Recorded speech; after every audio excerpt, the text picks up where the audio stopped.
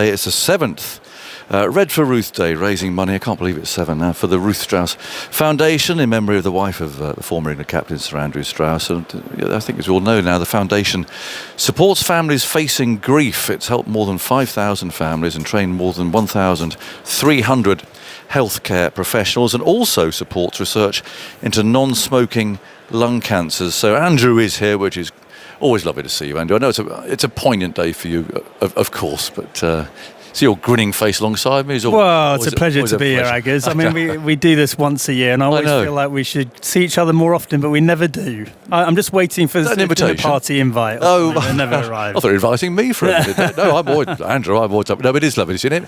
It must still be, I say 7 years on. How's life with you? Well, no, I mean, life with me and the boys is really good, Aggers. We're in a fantastic place. My eldest Sam has just left school, so he's on his gap year. Luca's lower sixth. I think while the foundation is supporting people who are going through an awful time in their life when a parent is diagnosed with incurable cancer, I think I sort of look at my story and our story as one of hope, really, that down the line there's nothing stopping those kids having a rich and full and successful life, and and I'm in a good place myself. So, I think in that sense it's hopeful. But at the same time, unfortunately, every year we're talking about 46,000 kids who are going to lose a parent. So we want to be there to help as many of those as possible. Yeah, I mean, your boys, they look so small that first year. It's great to hear they're growing up and doing well. Yeah, no, exactly. And of course, it has been quite a long time now, hasn't it?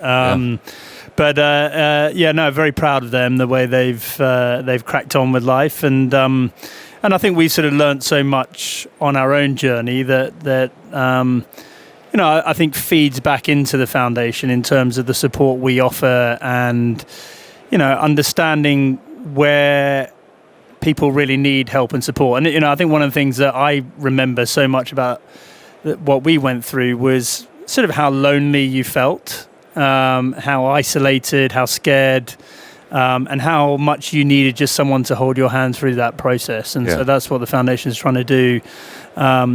Interestingly, we're sort of moving a little bit more to providing support in schools as well, because a lot of the kids are, find themselves alone and ostracized, and sometimes sort of bullied when they've lost a parent, which is a sad state of affairs. But for us to be able to train up staff to support kids who have lost, either have a parent who has an incurable diagnosis or is bereaved. So, that's the next stage for the foundation. We're trying to train up 8,000 members of staff to support those kids.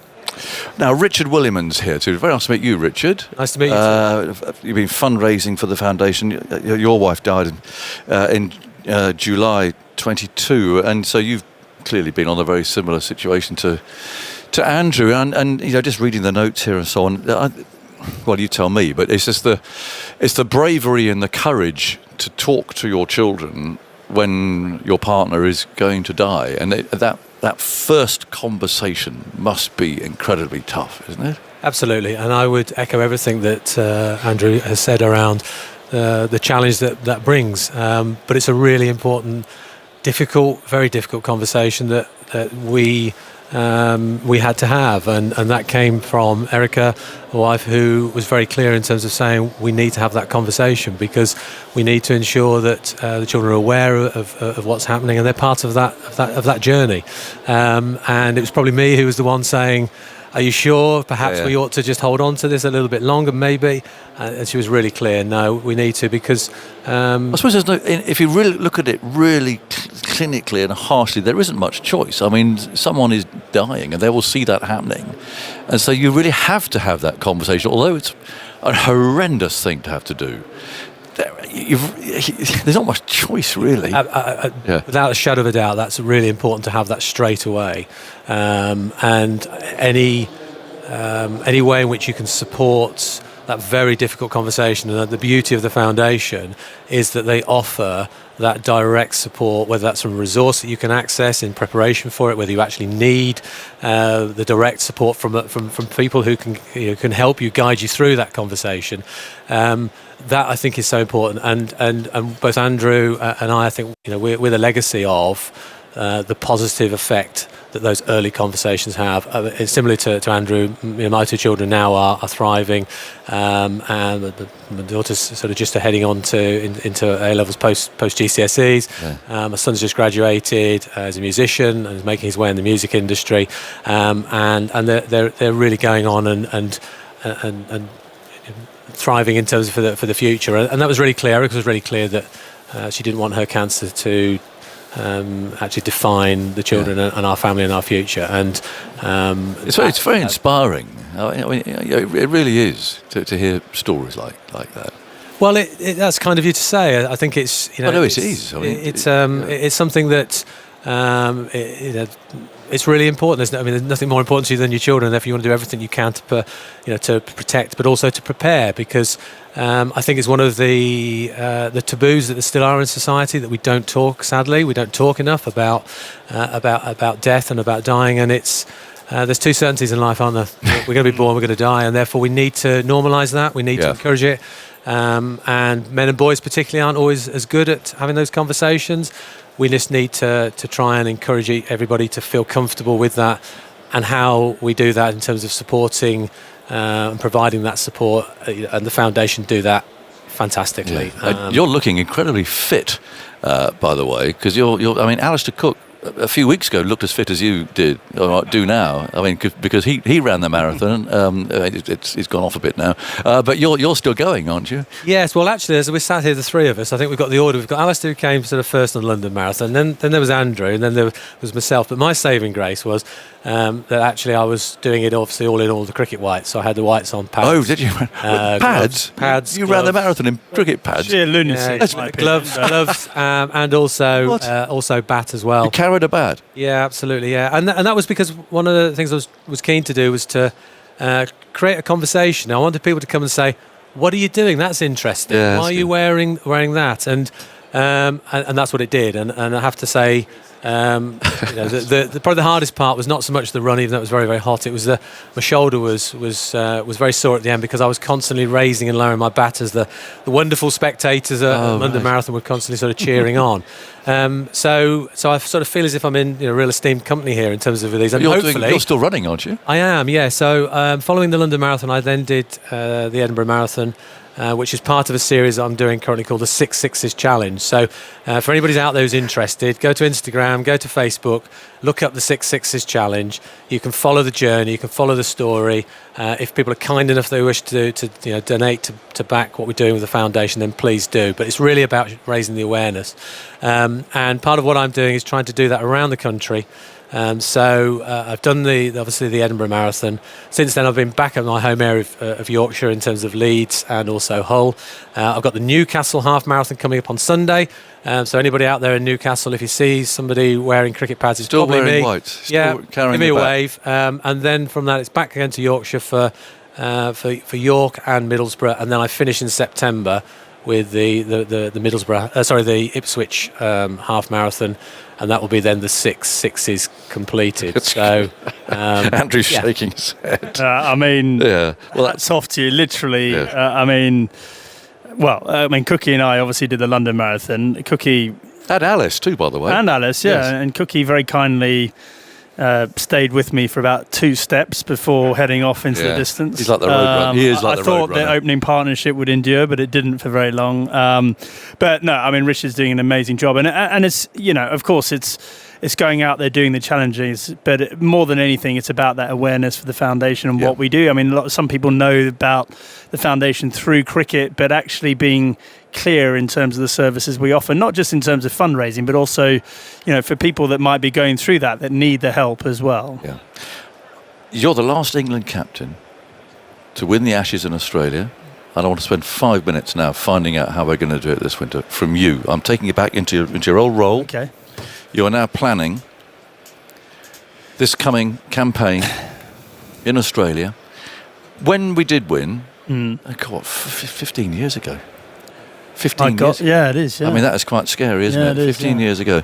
How clear were you in your mind, like now, so middle of July time, looking forward? Were you thinking about it? Did you have plans in your head at that stage? Well, it's a funny thing because when you do win, you always look back and go, everything we did in terms of preparation was the right thing, and if you lose, everything you did in preparation is the wrong thing. So you got to be careful on that. But I think one thing we did do reasonably well was we got the balance right between focusing in the summer beforehand on the cricket we needed to play to win that summer, but also preparing ourselves and the players for what was to come. So we had a series of dinners with the players, really just trying to go through what-if planning, like what might happen when we're out there, how are we going to deal with that, what are we going to think about, how are we going to spend our time off the pitch, how are we going to approach the warm-up games, etc., etc. So that was not just Andy Flower and myself, but all the players were involved in that process. So I think... Were they quite sociable dinners, or were they actually settle down and this is what we're going to do? Well, no, they were PowerPoint presentations and no, it wasn't that, but it was more just trying to get people's head in that space, and so I think it meant we weren't surprised by anything that happened. And of course, the big focus for us, and I appreciate the team this time is not going to have the same preparation period, is we had 3 4-day games. Yes. Where we treated them as a separate series in their own right. We needed to win those 3 4-day games, hopefully win all 3 of them. We ended up winning 2 of them. And then you lead into the first test with confidence, with players in form, with your head on, rather than being surprised by, wow, it's the first Ashes test and it's a big event and suddenly you're behind the 8 ball. You see, it seems, I mean, it hasn't been confirmed yet, but the preparation this time is literally going to be a match between the 2 squads, the England squad and the Lions, and not first-class matches, not playing against Australians. I mean, I do find that a bit hard to get my head around because your tour was that perfect example of why you did need those games and the good that those matches did do. Because it is different. I mean, everything's different. And how do you recreate playing against Australians in an Ashes Test match to playing a game amongst yourselves? Yeah. Well, look, I mean, this current setup will have their own approach. I mean, they play in a very different way, in a different style, sort of swashbuckling style, don't they? And so maybe they feel they can just sort of, if they can just focus in on how they're looking to play, then they can take that into the first test. I mean, I would hazard against that. I feel like the harder the cricket you play leading into the first test, the better. But the other thing that I think is always worth bearing in mind in Australia is they're 5 very different venues with very different conditions, and you need to be aware to how you're going to take 20 wickets in all those different conditions. So some of it's about reverse swing, some of it's about striking with the new ball. Obviously Perth is the pace and bounce there, and Sydney can obviously turn as well. So it's just being tuned in to being a bit more proactive rather than reactive. And we were lucky we had a very sort of settled team with a very strong, albeit quite a sort of containing bowling attack with Anderson. We had Tim Bresnan. Broady was there for the start. Graham Swan played a massive role in 2010-11. So we were able to sort of contain the Australian batting lineup, build up pressure, and that led to wickets. Yeah. When did you first think, when you were there, that you were actually going to win? Because there was that amazing draw at Brisbane, the first Test match that you could easily have lost, but actually, poor Cookie for one, and Trott. That was a great display of resilience, obviously. Yeah, I think not to lose at Brisbane is quite a big, not to lose is a win, basically. Yes, and I think that's right. And then, of course, we went out and won in Adelaide, and it was quite a tense affair. There was rain around, and we managed to get the win. And then I think from that moment onwards, you're sort of 1-0 up in the series in Australia, and you're like, we're in uncharted territory here. This is very different. We've got them on the rack. Their media start getting on their case, which is usually the boots on the other foot. And so, we had that momentum to draw on. But, we had a very settled team. I always find it hard to sort of give Cookie too much credit in anything in life, but he had a phenomenal series, didn't he? Yes, he did, yeah. And set the tone with the bat. And if you can get big scores on the board, then you're able to dominate the game from there on in. But of course, he 1-0, but then lost in Perth. And so that felt like, whoa, this is, that was like a potential crisis point. Just as an onlooker, it felt like they could just swing the momentum back again. Yeah, but even in Perth, we landed quite a few blows. We bowled them out cheaply in the first innings, and we still had a lot of confidence going into the Melbourne Test match. And then, of course, Boxing Day, we bowled them out for 98 on Boxing Day. Yes. And 90,000 Aussies going, what has happened here? They all went for sales, didn't they? Yeah, They're exactly. gone by tea time. My favourite moment in England cricket shirts, emptying out the whole of the MCG, them 98 not out, and I think I was 157 for none at the end of play. It was an extraordinary day. Yeah. That looks like, just looking at your face, still your happiest tour, was it? I mean, to go there, it's the only time in my 30-odd years that I've seen England win in Australia. It's special, isn't it? It really is, and I certainly, my favourite moment in an England shirt was sitting on the outfield in the SCG, having just won the Ashes in Australia, and just the group of us as players just sharing our reflections on that tour, and that was really genuinely spine-tingling, and the moment that we all play cricket for. You never recreate it. You realise it's special when you're in there, and there's a lot to be very proud of about. The way we planned, the way we played, the sort of cohesiveness of that team in that period of time. It was a pleasure to captain that team. Yeah. I remember being in Hobart, and we had one of those sort of media days where everyone gets together. I think we were playing Australia A from memory. And Graham Swan had a video camera out, and he was doing some rather strange, like, gyrations. I thought, what's going on here? And of course, it turned out to be the sprinkler. Now, do you look back on that with a smile on your face? I just remember in Melbourne, we won that game, or the whole team going down to where Bay 13 used to be in front of that huge stand there at the Great Southern Stand and doing the sprinkler together. It just seemed like one of those silly things, but something that does kind of unite a team sometimes. Yeah, I think obviously Swanee was such an important part of the sort of off-field side of that tour. I was actually a little bit uncomfortable with us doing that in front of the Barmy Army. I just thought it's one of those things that provides fuel for people down the line, but it did show a lot about the camaraderie of that team and the fun that we had. And, of course, cricket's a lot more fun when you're winning, isn't it? Of course it is. Andrew, look, it is lovely to catch up. Well, we will do it in a less poignant day sometime. Well, it's lovely to see you. I'll accept your invitation, Andrew. Thank you very much indeed. Andrew, and obviously Richard, lovely to meet you too. And keep running. Thank you very much. Keep running. Keep raising that bat as you go. Yeah, thank you. Great effort. Well done. Lovely to meet you. Forrest Gump. Richard, a.k.a. Forrest Gump. Well, I did think at one point, in terms, because you can convert the distances into runs. Yes. So a marathon is actually 297 runs. If you take that 22 yards, probably a little less than that. That's all it is. You could work out, actually, if I perhaps kept on running, eventually maybe I can perhaps just hunt down Joe's, runs, or maybe Sachin's as well. A long way to go. Thanks for coming in, you two. Thanks very much. Lovely to catch up, Andrew. We'll catch you soon. There we go. Right. Well, it's always a poignant day, isn't it, this one? But lovely to see Andrew with a big smile on his face. And well done, Richard, for all the effort and energy that you're putting in.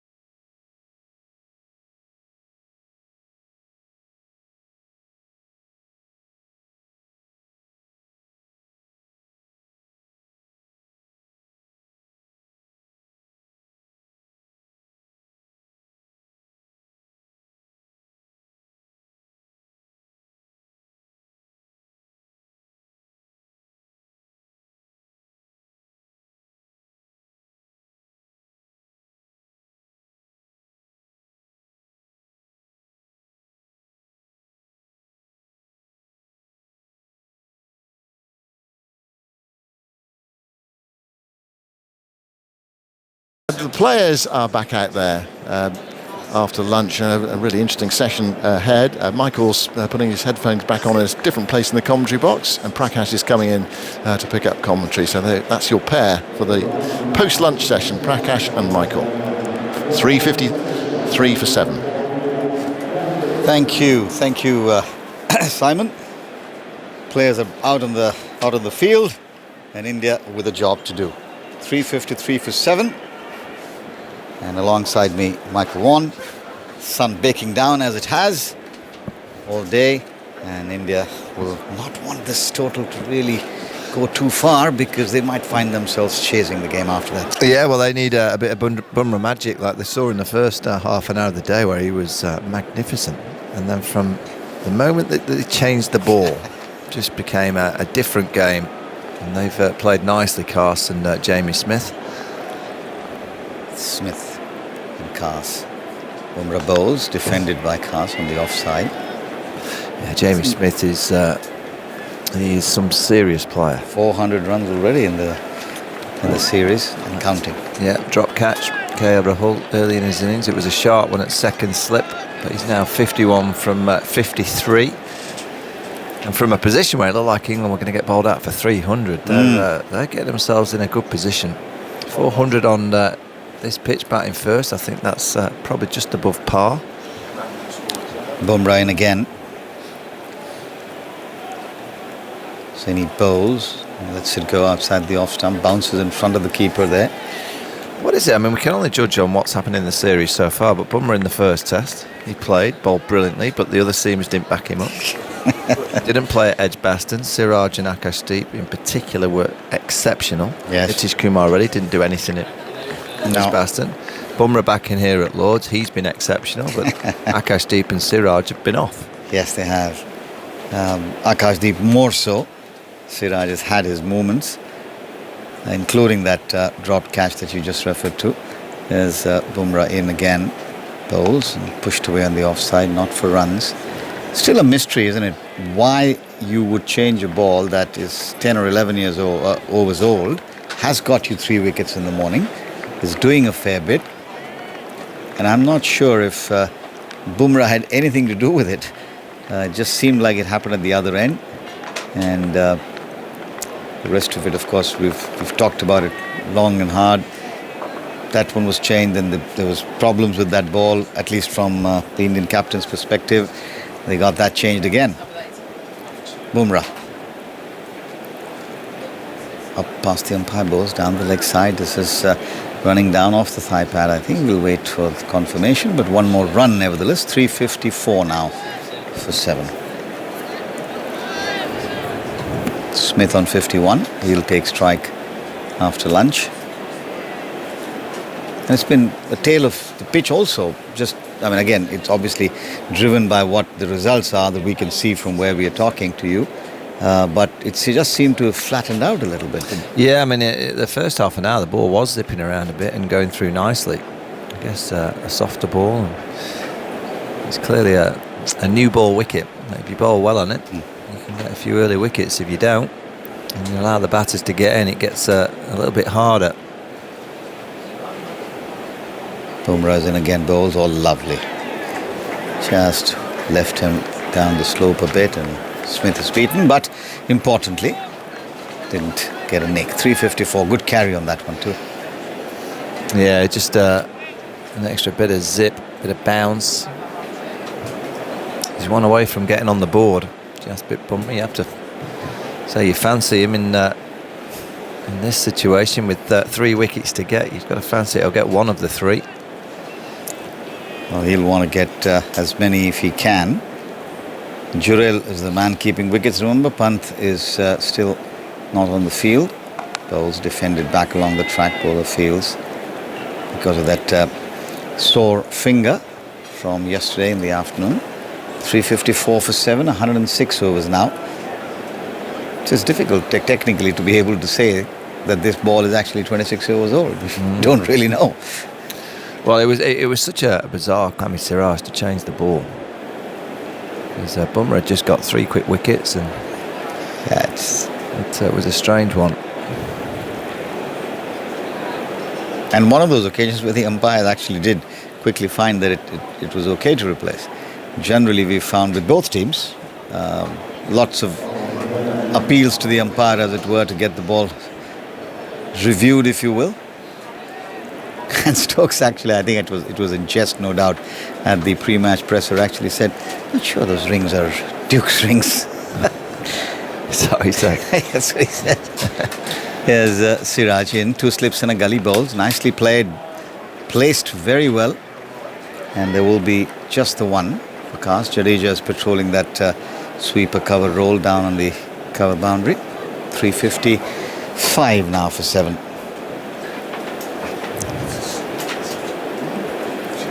So England winning the toss yesterday, batting first. Wickets have come in clumps. We saw 2 and 2 yesterday. We've seen 3 this morning.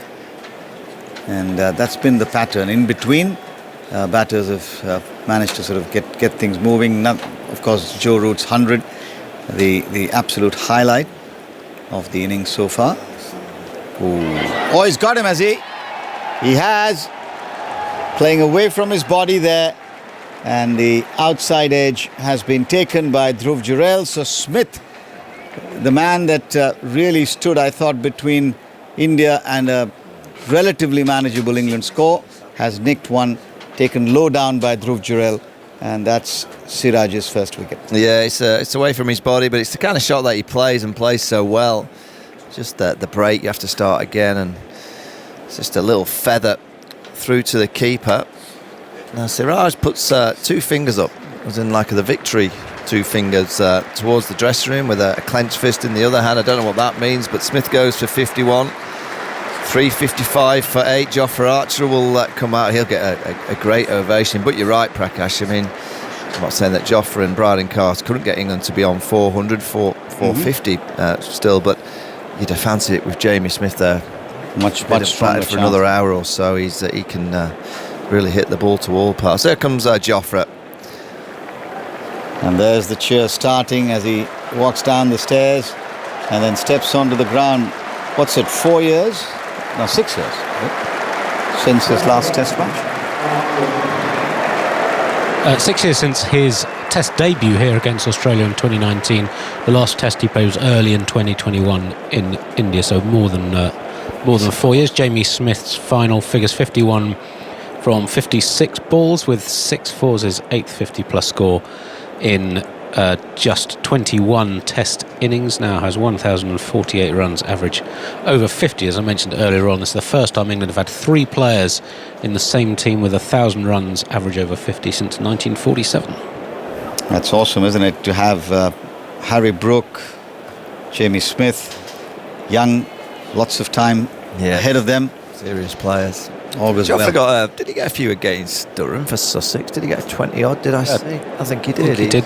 The partnership 83 in 19 overs. I know he's been, in white ball cricket, he's been striking them nicely this year. So he's a good player to have coming in at 10. But I wouldn't want to back on too many more from 11. Shoaib Bashir, I don't think. Well, he might get 10. He hit a couple of big blows in that last innings, didn't he? Here's Siraj to Jofra, and he's played it rather well, perfectly bisecting second slip and gully. Played it down, it runs down below us for 4 runs. He's off the mark straight away, and England move to 359. Controlled, and I think Siraj will be well advised to think about it a little bit hard before he chooses to bounce Jofra. But this was the perfect number 10 stroke. I think just guided it away, and it's gone for 4 more runs. So 359 on the board now. Cast has played a really good hand. He's on 34 unbeaten. Really important runs for England when they were 271 for 7. There's Siraj in from the pavilion end now, bowls, and it's defended on the onside by Jofra. No run. Mohammad Siraj. There's so much talk about Jasprit Bumrah's workload management. I wonder if anyone is doing the math on Siraj. He's really just come in and bowled with a big heart, constantly striving to try and get that extra yard of pace, pick up a wicket, keeps talking about things to batters and teammates alike. Game trier. I wonder what that signal was when he got the wicket. I'm just guessing. Come to that in a moment. Here's Siraj in bowls, pushed away rather comfortably by Archer out towards Shubman Gill. Was he pointing to the fact that I got him twice? I don't know. The dropped catch plus the fact that he was taken. It's possible. I don't know. It's just from here, because it was like a fist or a zero and two fingers suggesting two. Well, this is, I reckon, it's where a bowler just sniffs a couple more. You've got one for and you could end up with a 3 for. Could be. Siraj, he's just trying to sniff that last couple. Bumrah needs one to get on the board, and you've got 10 and 11 out there. You want to try and well outside the off stump, nothing to do with it. Make sure you're bowling. 107 are the number of overs that's been bowled. 359 for 8. At the start of the match, having won the toss and chosen to bat, what's the kind of score you think, Michael, realistically England would have had in mind? I think in an ideal world you want it to start with a 4, but I think this score is put England in a position of they're not on top because it's not a big enough number to dominate from this kind of position, but they're right in the game, and they'll know if they can bowl well and they can catch well, they'll be able to put India under pressure. You've got to remember that the fourth innings of the game, they've got to make sure that India don't bat too big in the first innings. Bumrah starts a fresh over. He's into Kars, and Kars is... that was a terrible misfield there. I think it's Washington Sundar. Might have got a little bit of an awkward bounce. Nitish Reddy, as a matter of fact, was actually a pretty good fielder at gully. It looks like it just went straight through him or just beside him. Yeah, it goes straight through him. He just opens a blade here. Browning Kars. There's a big vacant space, but there's no third man on the boundary. It's got to be stopped. That's a poor effort. And you look at the field, there's cover point just behind square on the boundary, but I reckon he'll just keep trying to open the blade and getting it down to third. The number of runs that get scored there in modern day cricket. Bumrah would be cross. He's in again to bowl to Kars. Sapi bowls and Kars plays it. This time Reddy fields on the bounce. He does well not to have a shy. Wasn't really being backed up, and you can see Sundar and Jadeja.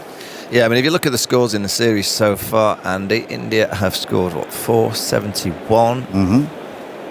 471, 364, 587 and 427 for 6 declared. So India are in good form in terms of their mindset with the bat.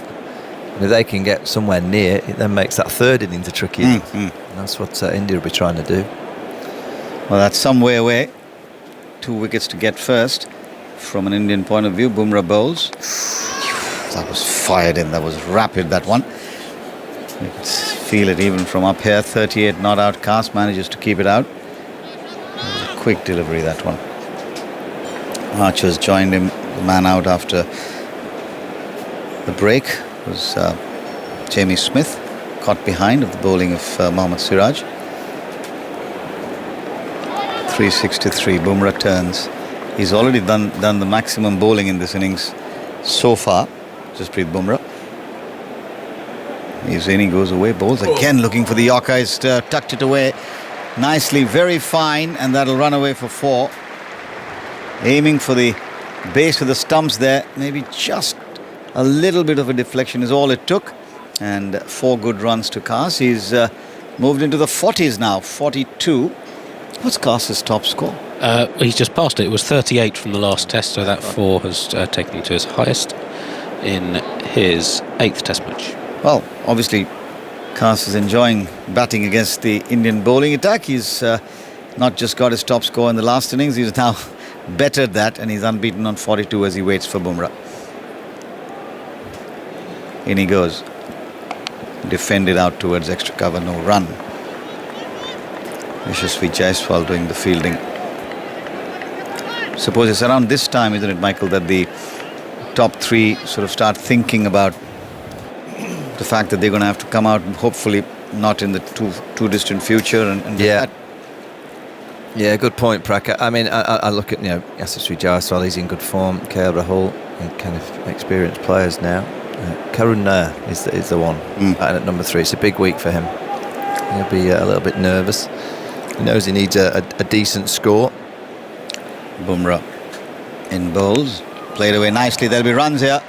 2, maybe 3. I think it will be cut off just inside the boundary by Siraj, but they'll be content with 2 more. He's got the wrong field, Prakash, to Bumrah. Just too much acreage for Cars to kind of just angle the bat and let the ball glide off the face down to that vacant space.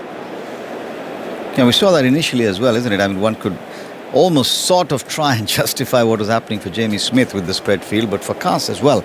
The sweepers were out, mid-off, mid-on was deep. I think they were anticipating something that Cars obviously didn't do, and he was happy to keep getting and rotating the strike, which he's done very well in that 80-odd run partnership, which could still prove very, very decisive, because at 271 for 7, another wicket there might be a very different story. But that's the way the game has gone. That's the way Test match cricket is played. That's why I suppose it is the ultimate test in this sport. Siraj to continue. He's in bowls. Archer plays it rather well into the covers, where Washington Sundar does the fielding. There will be no run.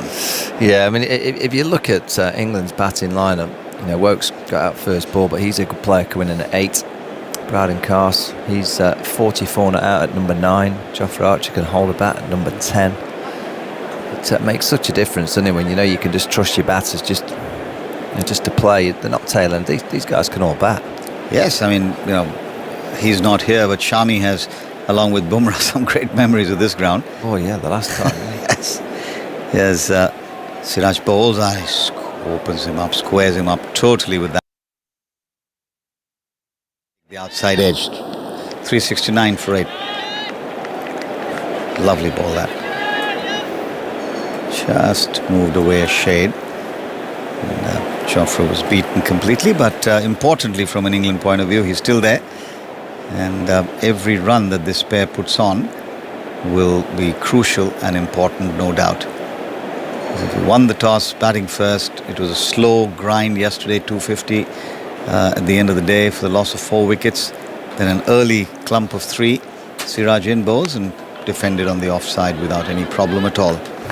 So even that though for Jofra, it's just a nice technique, a nice little trigger, nice line, just ball bounces a bit and he's got all the time just to defend it. He's playing in which is Jofra Archer, like a digital watch. That's interesting, isn't it? And it's on his lead wrist. It's on his left wrist, and then he's got a kind of a little arm guard above it. Siraj turns. It's baking hot out there. Zappa cycle bowls. That one came back sharply. Oh, that's way too high, even from here, I think. 369 for 8. That did jack back sharply.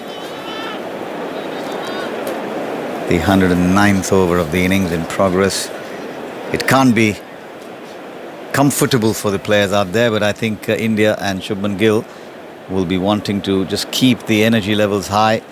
We saw yesterday in the afternoon session, particularly both KL Rahul and the keeper Jurel running between overs just to sort of gee up the team, if you will.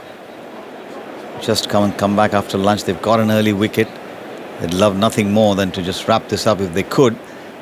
Siraj in bowls again brings that one in and defended nicely by Jofra. Just on the qualification for the T20 World Cup, Jersey have beaten Scotland today. Does that mean have Italy played the Netherlands yet? I don't know. Italy beat Scotland a couple of days ago. Yeah, I got a message earlier from a coach that used to work with Jersey saying if Jersey beats Scotland and Italy beat the Netherlands, Jersey will be in the T20 World Cup in India. Wow. And I think they've beaten Scotland and Italy. Are they playing the Netherlands now or?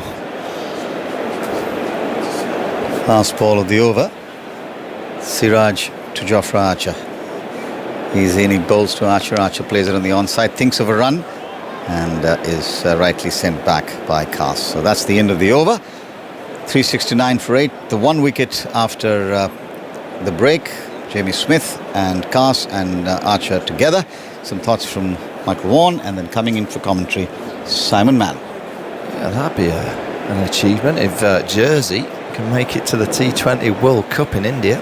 It's around February next year. Andy's typing away, trying to... The Netherlands-Italy game begins at 3 o'clock today, I think. That is right. Jersey have beaten Scotland in a close game. That's right. Jersey could be in the World Cup, Simon. Well, I read the other day that Italy could be. They're one win away, aren't they, from making it? If Italy beat the Netherlands, Italy might go through anyway because of their net run rate. Yeah. Jersey beat Scotland by 1 wicket off the final ball. Oh, what a nipper. 133 for 7 Scotland. Jersey won 34 for 9. Or 69 for 8. That's for the T20 World Cup, which will be played in India and Sri Lanka next February and March.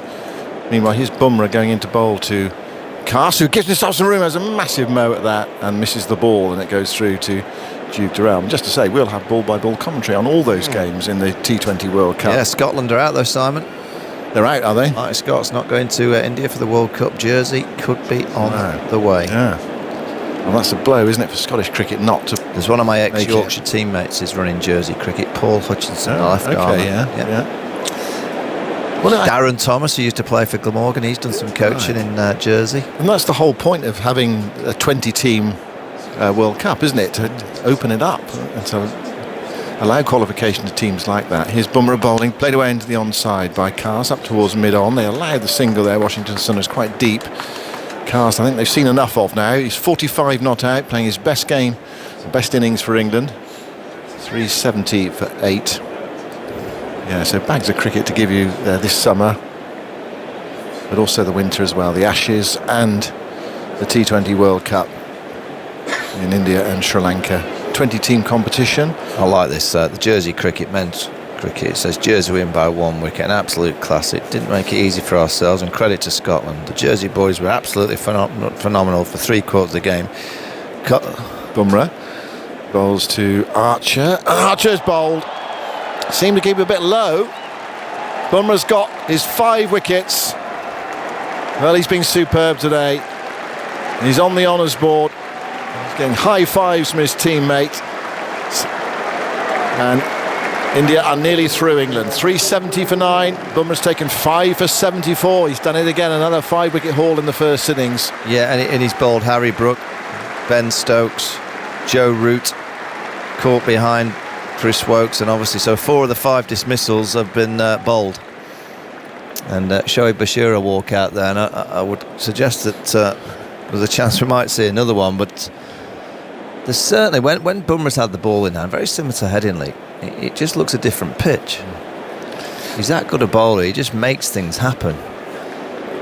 It's a very hard pitch to assess, I think, because when you've got a bowl of that quality on it, making things seem to happen all the whole time, you think, well, where's the next run coming from? And then he's not bowling, others are, and it looks quite straightforward, which is potentially a worry for England later, because I don't think their bowling attack is quite as good as India's. Yeah, I agree. Jersey cricket, that tweet, so I mean, it says, Kolyun's opening spell, Greeny's knock, Wardy's 6, and Dunny's scoop.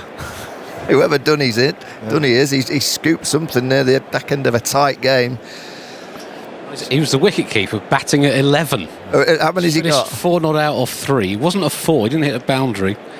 But the 10th wicket pair put on a heroic 5 to win off the last ball. Dunny's got a single for a scoop, hasn't he? He's gone down and got a single.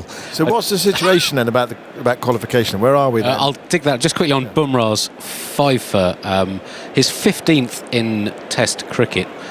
His first at Lord's, only played 1 Test here previously. His 5th against England, and his 4th in England.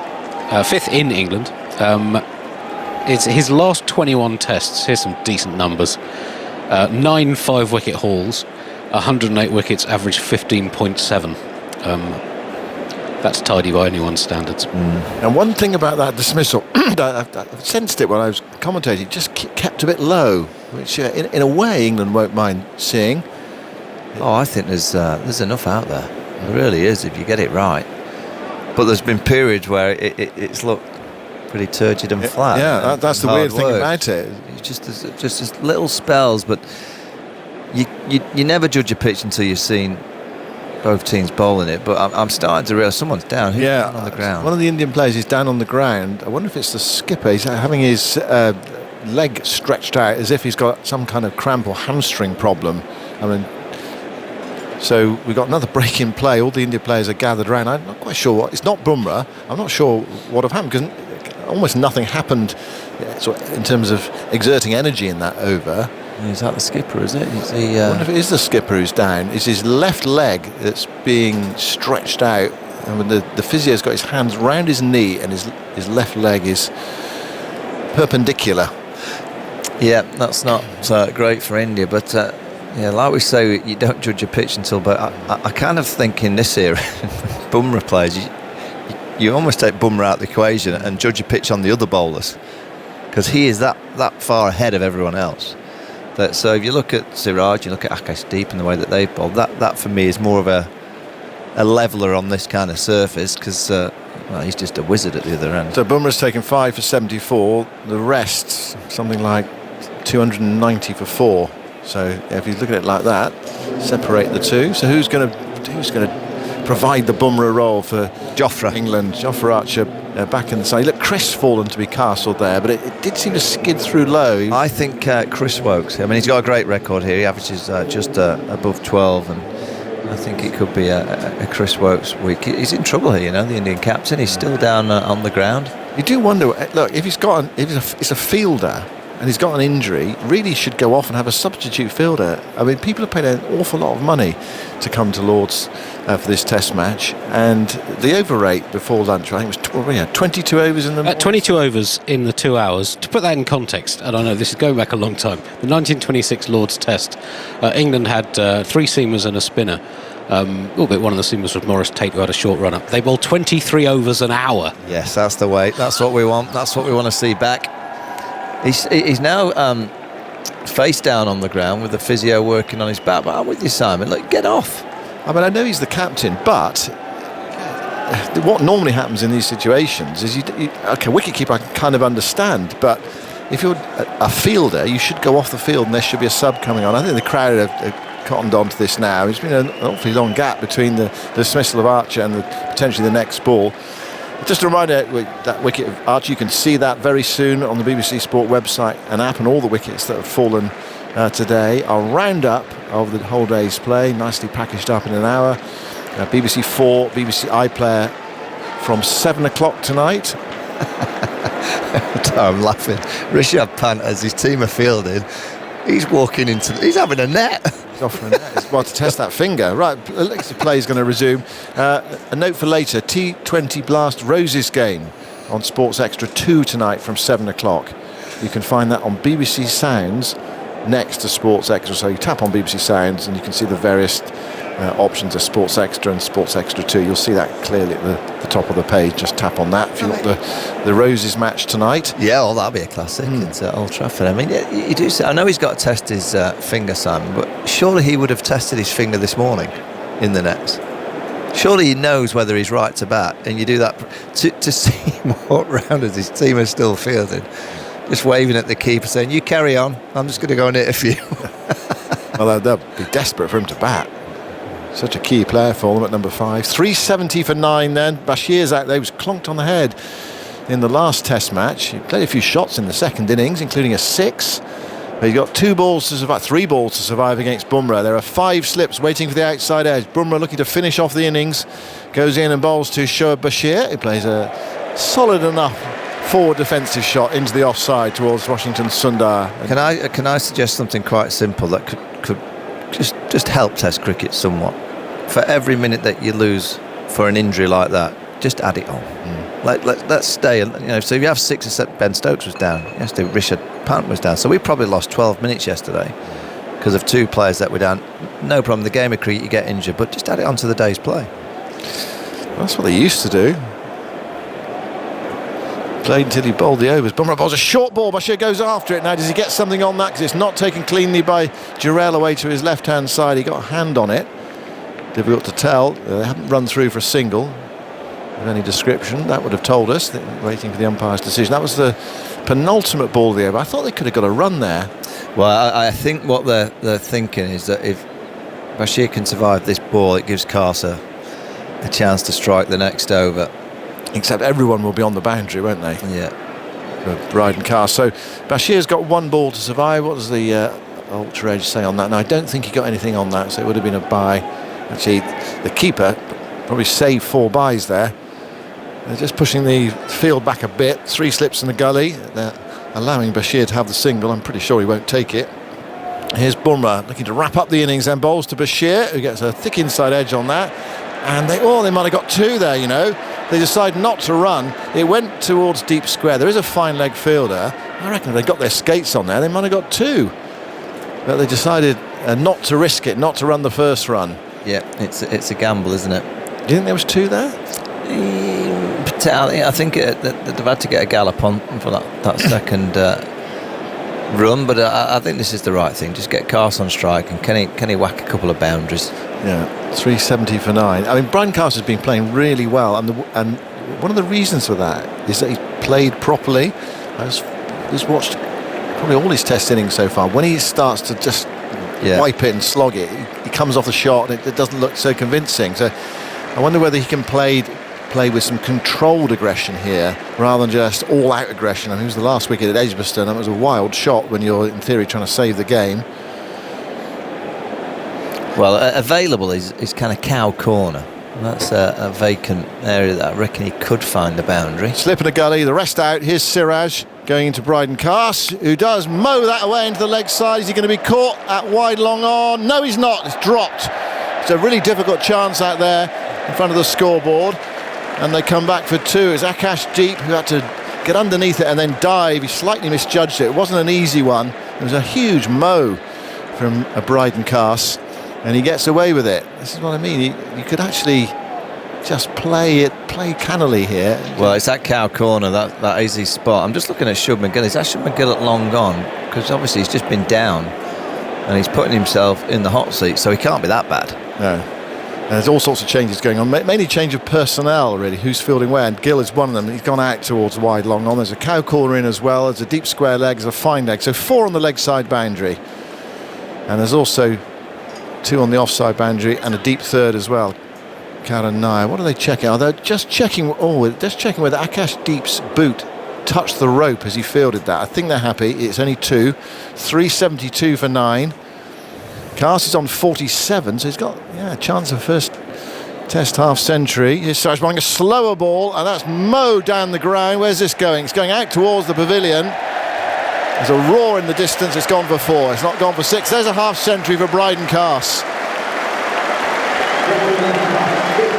Well, he's played so well today. Valuable runs from Bryden Cast, especially in that partnership with Jamie Smith. He's got full licence now. Trying to edge England up towards 400. 376 for 9. He's playing on a bit of a tightrope. You feel it could end at any moment, but he's trying to make hay here. 77 balls. That was his 7th for his first Test 50. Siraj bowled a slower ball. Nearly deceived, but not quite. Siraj goes in now, bowls to Cast, who chops that way into the offside, out towards wide long off. They're off for 1, and they're going to come back for the second. They are, and they're going to get it as well. Throw came in from wide long off. I think Siraj wanted that possibly at the non-striker's end when the throw went to the wicketkeeper. There was Akash Deep out there who's been in the spotlight in this over. There was just a quick email on my screen. It's just worth going back to it. I think Steve Clayton was the name. And he says, why didn't... Just another twist to the Lara Mulder story you were discussing at lunch. Why didn't he equal the record? But the only problem with that, and actually I had mentioned this to Cookie yesterday, and he said, yeah, but what if he'd been 397 and he kind of inside edge or something and it went for 4 and he couldn't quite control it? So there's that aspect to it. 378 for 9. Cast 53. Siraj bowls, and that's edged and dropped by the keeper. Difficult one to his right-hand side. He was leaping. Siraj can't believe it. He's down on his knees. His head is in his hands. And Cast, again, having another huge mow at that. Gets away with it. He would say, well, I nearly got 4 off the outside edge. 379 for 9. It's a single. He was looking to hit that into the tavern stand, and Jarrell stuck up his right glove and he did not hold on to it. So Alistair is here. A bit of carnage the last few minutes or so since the wicket of Archer. I'm not quite sure why it took 7 minutes. No, bizarre, wasn't it? It was very bizarre. I was on TV commentating, and I just couldn't work out what was going on. Why couldn't he just go off? I'm sure you discussed it. We were saying exactly the same thing. Go off and get the game going. Yeah. But England, these are valuable runs, and Cast has played really well. There are 2 balls left in the over. Siraj bowls to Bashir, and Bashir turns the other way down towards fine leg. They're off for one. They're going to come back for the second. Bumrah's on to it. No, they decide against it. I think, again, it's one of those they might have pinched 2. They decided against it. I mean, it does mean Cast is on strike for the last ball of the over. It's 380 for 9, but then there is the prospect of Bumrah bowling to Bashir. I think, just watching Bashir just fairly recently, I think he's improved his batting a little bit. He can definitely hang on in there, isn't he? He's definitely could forge a partnership with a guy who can score some runs by hanging in. And yeah, if he gets a bit of luck as well, you know. I'm not sure he's going to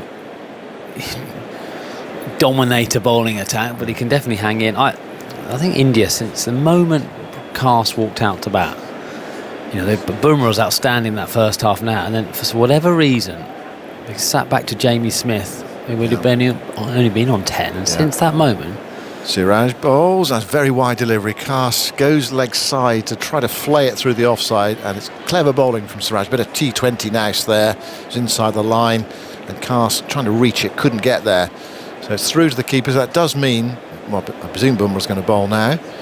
It will be his 28th over. I'm not sure it's Bumrah. I think it's not going to be Bumrah.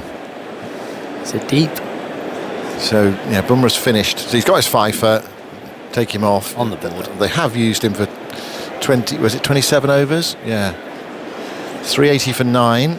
This is Akash Deep, who was not really backed up what he did at Edgbaston. 10 for and then 0 for. In fact, he could go for a gallon here. He's 0 for 92 after 22 overs.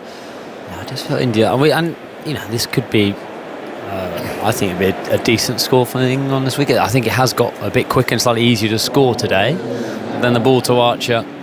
We're going to see more of that as the game goes on. A low ball. A low ball, which it didn't roll, but it's certainly lower than Archer expected. Bashir on 1, faces Akash Deep. 2 slips in the gullets outside the off stump. Wafting drive from Bashir, misses it, and it's through to the keeper. John in Essex. Far too many stoppages. Do they ever think of those who've paid £110 for a ticket? I reckon there are people who paid a bit more than that as well.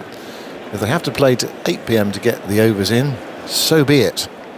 Well, I reckon that injury to Shubman Gill, like each change of balls, probably cost 1 over of play off the day. If you're assuming £110 a ticket for 30,000 people, that made that injury worth £36,666 worth of cricket. That goes deep. Bowls to Bashir. It's outside the off stump, swinging away. There's an appeal, but I think that was bat against ground. India do have 2 reviews left, possibly 3. I think they've got 3 actually. Anyway, there's not much interest from anyone else there, apart from one of the slip fielders. Bashir. Oh, I just wonder whether he could. I mean, there might be. You never know with these games. There might be another 20 runs out here. So it's like not about giving it away. You could have just left those 2 balls, chased wide deliveries. Akash Deep bowls to him, and that's more like it. Solid defensive shot into the offside. Sols, was that given a 6? Did Cast hit a 6 to go to his 50? It was signalled 4. Yeah. I mean, they're just showing on the TV. It's not obviously great for radio. They went for 6. And they'll signal 4. Now, can they go back and change that 2 extra runs? I think they can. Look, I agree with you. I saw the umpire signal 4 because I lost the flight of it. It was clearly close 4 or 6. So I wonder what they're going to do. They might retrospectively amending. You can do that. I think you can, yeah. Akash Deep bowls to Bashir, and Bashir gets a short of a length delivery. He drops the gloves too and allows it to go past his waist on its way through to the keeper. Relieved to see Jasprit Bumrah go off. So it's 380 for 9. It might be later amended to 382. Especially, I mean, that's the whole point of technology, isn't it? If you can prove that it was 6. I mean, it was just there. It was quite clearly almost hit quite a long way over the boundary sponge. It's not even close. It's not the one where you'll take much time to have a look at, but surely they can go back. Well, it just seems strange that they didn't have a quick look at it with the technology. Akashdeep bowls, and Bashir is forward, defending nicely into the offside. Appreciated, as you can hear, by the full House Lords crowd. The umpires will be disappointed that they missed an opportunity to slow the game down by having a few replays of it as well. Yeah, they are putting it up. So they have changed that now. It's been communicated to the official scorers. It's going up on all the scoreboards. 382 for 9. Results, are you on the official score? The scorer's link as well? No, I'm rogue. That's true. Cast is on 56. Akashdeep, last ball of the over, bowls to Bashir, who's in behind that one solidly, half on the front foot. Plays out the maiden. On England go, 382 for 9. More from you, Alistair, and then it will be Isha. Well, India are hoping to wrap this up as soon as they can. And Siraj probably has done well to keep his cool in this afternoon session. He's been right on the edge from the moment that ball change. They weren't happy with the ball whenever that seems a long time ago. And that ball changing, he's been fired up. He's got a chance to get another wicket. Good afternoon. Good afternoon to you, Alistair. Field spread here at Lord's, bathed in sunshine, looking glorious. 4 men out in the deep on the leg side as Siraj is in, and that's hit into the air, flies down to third man. Single not taken from Cast, who sits on 56. I thought for a minute I was just going to go straight to backward point, isn't it? I always find this viewing area, that was the angle of the glass, you can't see very well where we're sitting. Yeah. It's the best seat in the house, but actually the flight of the ball particularly and the angle it's going, I thought that's going straight to Karanera. Deep backward point is now gone probably another 10 yards further deeper. Siraj bustles in, Cast ducks underneath a short one that goes up and over past the keeper down to the boundary. 88 miles an hour, that one from Siraj, and a big wide. I think one of the widest you'll see. It did take off though as well, off that length.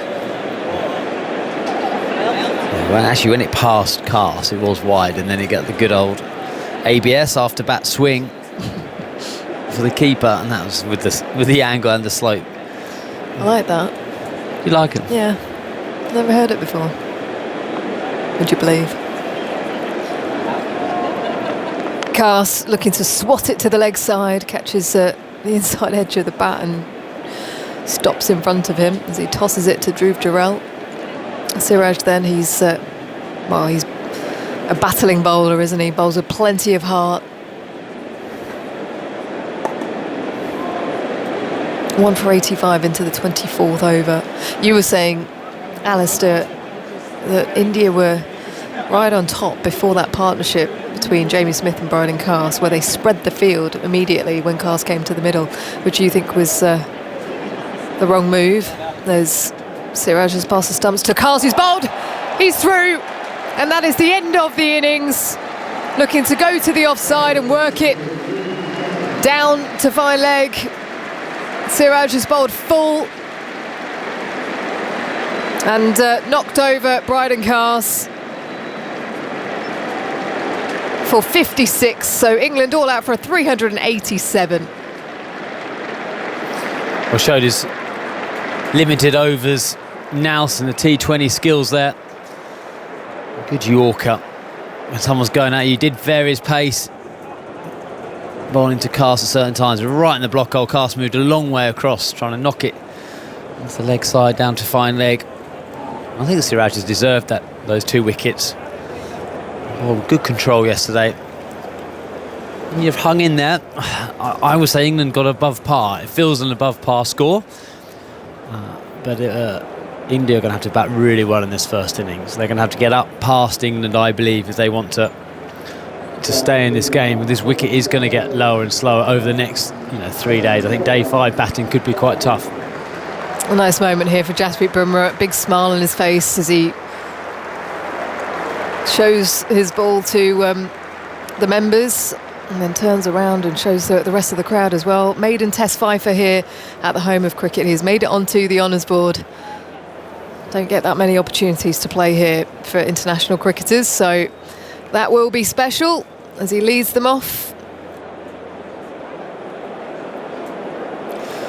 Yeah, we're just watching the footage as Isha's, I think, either pulled a plug out or something, but her microphone is now totally gone, and she's left me with the whole range, which is worrying for everyone. Mounty's jumped off his chair. Zoltz has offered a microphone. The emergency You're back. audio, yes. You're back. Well, Yeah. you don't do that to me and then put the scoreboard up. Tell me to read the score. That's no chance. 100. Well, can you work out how many England added to the score from this morning? 136 to the scorecard, 387. So Joe Root sitting on 99 overnight with his first scoring shot. Made his 8th Test century here at Lord's, and way out in front in terms of most Test centuries by an international cricketer here. Jasprit Bumrah fought back with 3 quick wickets, including the one of Ben Stokes, then Joe Root and Chris Woakes, 2 in 2. He was on a hat-trick at one stage before completing a fifer. Outstanding bowling once again. He really enjoyed bowling from the nursery end and getting that ball jagging back up the slope before a fabulous partnership between Jamie Smith and Bryden Carse. What was it worth, Andy? The partnership was 83 in 19 overs. Jamie Smith able to secure another Test 50, finishing on 51 before Mohammad Siraj extracted him. Second time round. It's dropped on 5, of course, off the bowling of Mohammad Siraj earlier on in the piece, before Bryden Carse making it to his maiden Test 50 with 56. A bit of support from the tail enders, but in the end, 387 all out. Jasprit Bumrah the pick with 5 for 74, 2 wickets apiece for Mohammad Siraj and Nitish Kumar Reddy. It felt like a long time ago. Nitish Kumar Reddy picking up 2 wickets in his opening over yesterday. And the sun is shining here at Lord's. It should be a good day for batting. Heavy roller going down, but we do know it is a new ball pitch. Is Jofra Archer going to open the bowling, do you think? 100%. You'd think after all the build-up of 4.5 years, say Chris Woakes will bowl from this end, you'll say Jofra Archer will bowl from, when I say this end, I'll say the media centre, the nursery end, and then Jofra will bowl from the pavilion. If you're an English bowler now, you're thinking this is a pretty good wicket. The only bowler who you'd say consistently got a lot out of the wicket was Bumrah. Now, do you say that's just Bumrah's class? But I think England don't want to bowl too much into channel. I think on this wicket now, I think India will maybe look back and say they bowled just maybe traditionally into that channel and did okay yesterday. I think England have not got to leave the stumps. Interestingly, we can see Jofra Archer warming up down by the mound stand. He's bowling from the pavilion end, Chris Woakes from the nursery end. And we remember that famous 2019 one-day final here, where it was from the nursery end that he led England to victory. But he bowls, I think, when he bowled Steve Smith, he was from the pavilion end. It was, I think you're right. I'm going to say he will definitely start that end. That ball, the Jofra from 4 years ago, was that nipping back into the right-handers at good pace. So I'd assume he'll start that end, and Chris Woakes' records, he averaged 12 salts at Lord's of the ball. Seems to bowl the majority of overs here. So England, I think, need to bowl a little bit straighter than India did. And it'd be interesting to see India's batting. Now, both times in this series, they've batted first and been able to get ahead of the game. Now under a bit of pressure, with a little bit of scoreboard pressure. What happens? Their top order's been outstanding. But at some stage, they can't keep being outstanding. Gill can't keep scoring the runs. So if England can get a couple of early ones, that really does shift the pressure onto India.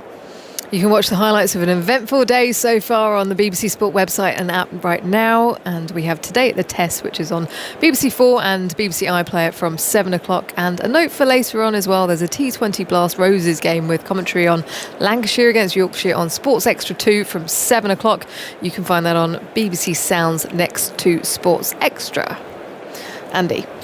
Woakes has 32 wickets, averaged 12.9 on this ground in his 7 tests here previously. Just on Bumrah, mentioned his rare feat of bowling at numbers 4, 5 and 6. Added a 4th player bowled out.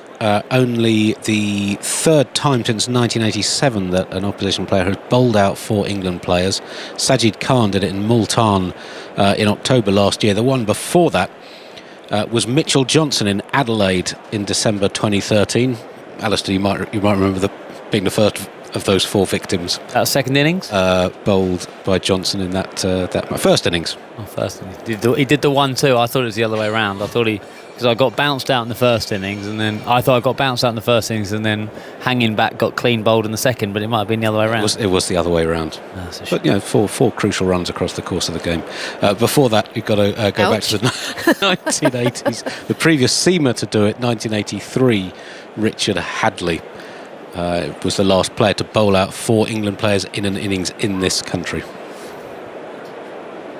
Being nice to you there, Alistair. Well, not stick I give salts. Sometimes I question his statistics with a glint in my eye. There has to be a bit of return fire, and unfortunately on this one the stats don't lie. Always finds a moment to get a jab in, does our Andy. I'll just have to sit and take that one. Lots of red that we can see here on day 2 of the Lord's Test in honour of Ruth Strauss, Sir Andrew Strauss's late wife, and raising awareness of the Ruth Strauss Foundation. I'll be raising money here today for families facing grief, and it is a wonderful cause. Spoke to him at the lunch break, which will be available on the highlight show, and he'll also be on Test Match Special at tea time. And the scene at the moment is there's plenty of ground stuff. I mean, how many can you pick there, Alistair? Maybe 8 on the field, just sweeping up any debris, the heavy rollers going down over it as well. It's like a question you ask your kids, and actually, there's 9, isn't there? There's a person on the roller. Oh, yeah, of course. There you go, I missed that person.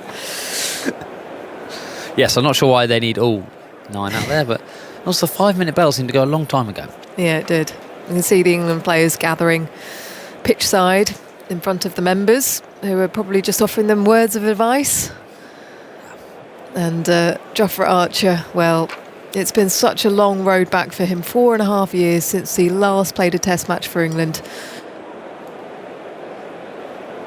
Yeah, he will be nervous, and I hope that the Lord's crowd and everyone doesn't expect too much. From him. He clearly has got something different to a lot of other bowlers in this country in terms of that bit of extra pace, but with injuries and with everything, you can't just expect him to turn it on straight away, and hopefully he does, but he certainly adds something different to this side. And obviously the number of runs India have scored against this bowling attack, and freshening up, I think, was definitely the right call, and he'll be desperate to get out there and just make a difference. Paul Rifle and Shafidullah Saiket are strolling out, as are the England players. And KL Rahul sitting looking very relaxed pitch side, just adjusting his gloves and rehearsing a few defensive pushes. Alongside Yashasvi Jaiswal, who's got a century at the start of this series in that very first innings. He's picked up 487.28 since. KL Rahul with a fabulous century in the second innings at Headingley and a 50 in the second innings at Edgbaston. So both players with runs behind them into this third Test match. He's just taking in the sunshine, KL Rahul. He was just turning around and looking up to the sky, and now he's ready for business. And it looks like it will be Chris Wokes to start things off from the nursery end. He's just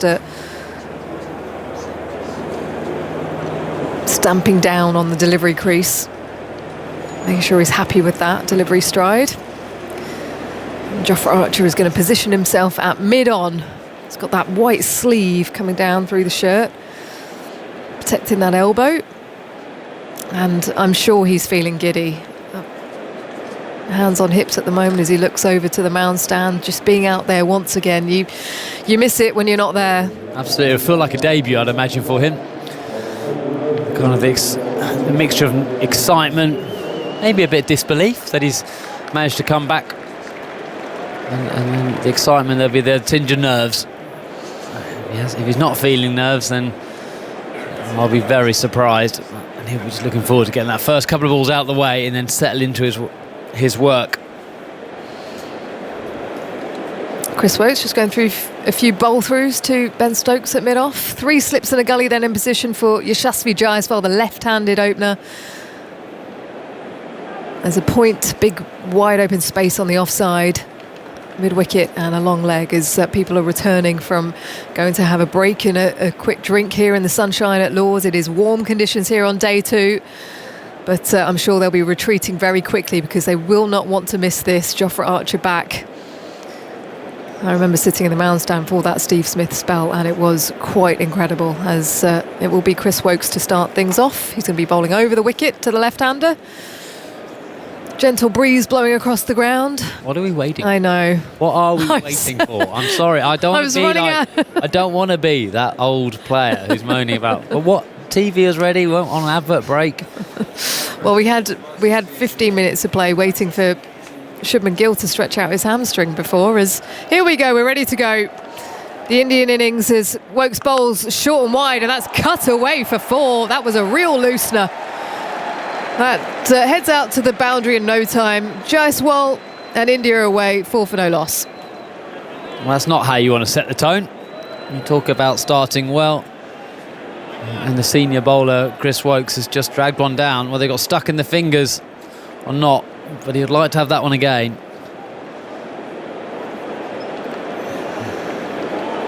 It is one of those days where your hands can get a little bit clammy, as Woakes past the stumps to Jaiswal. That was a bit better, but good length that he turns to mid-wicket. No run.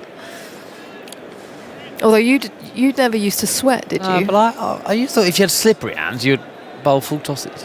Wouldn't it? Would it not? I mean, this is my lack of bowling. I'm now looking at you, Ish, for your clammy expertise. Hands. Clammy hands were difficult because was that just you grit the ball too hard? Yeah, or it just didn't feel right, and so you weren't sure when it was going to be released. When you're thinking about that rather than where you're bowling, that's when it can all go wrong. As Woakes sets off again, coming in on an angle to Jaiswal, who guides the ball past gully, in between slips and gully, out to the third man boundary. He kept it down, he opened the face, and another boundary to him. India 8 for no loss. Slightly outside half of the bat, but no danger of a nick. He did just guide it past.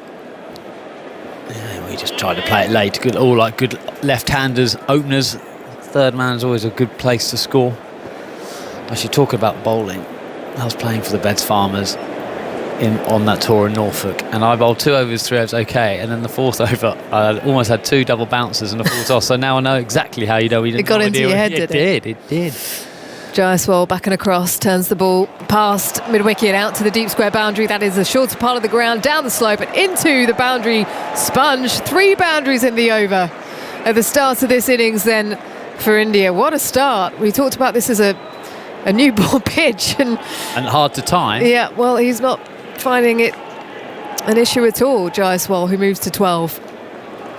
A lovely shot. And the timing, where as we said, probably Jamie Smith, the only English batsman who we thought timed the ball. 2 out of these 3 shots from Jaiswal have come right out the middle of the bat, and that was a beautifully timed clip. Woakes bowls a good length to Jaiswal on the back foot, punching past point out to the grandstand. Comes through for a single. It is funny though. You get 12 or 4 balls in the first over after being out there, and then you start feeling pressure yourself, because it's like, not that I ever got 12 or 4, but occasionally you get two in an over, and you're like, oh, can I keep this going? Well, that's the thing, you don't want to I'll then start feeling more nervous because I've hit 12, let's say for me 8 off 2 or 3 balls.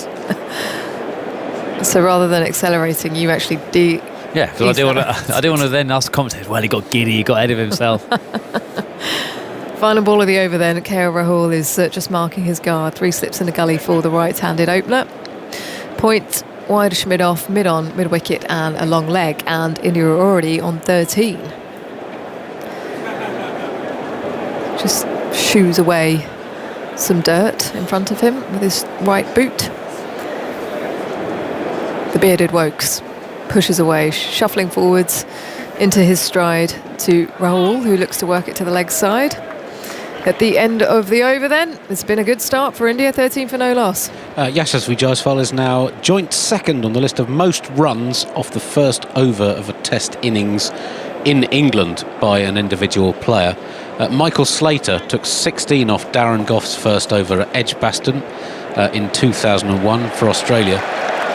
And so we hear the roar for Jofra Archer. Just quickly finish this stat. Conrad Hunt on this ground hit Freddie Truman's first 3 balls for 4 in 1963, then took a single off the 4, so 13, the joint second most runs by a player in the first over of test innings in England. And what a moment this is going to be. Jofra Archer returns to Lord's, playing Test cricket for the first time in 4.5 years. Cheteshwar Pujara has come in, and Jonathan Agnew is going to build up to this. Yeah, what a start by Yashasvi Jaiswal. He's looking positive. First over, he's not missing out on any opportunities. He is just trying to put the pressure back on the bowlers.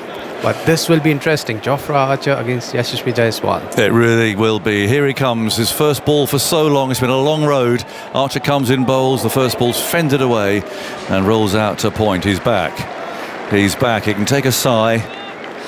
Deep breath.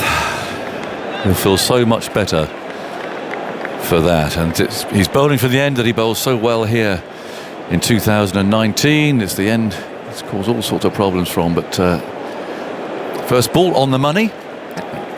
Hurried Jaiswal slightly. 13 for no wicket. Yeah, and this is where I think he will have to be careful, because he tends to go for the ball. Archer again runs in smoothly, bowls. Oh, he's driven there.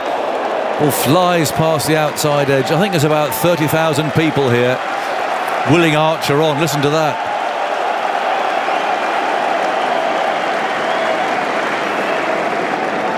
Well, that must feel amazing. Get a cheer like that just for a play and miss. Nice play and miss though. It's a lively ball.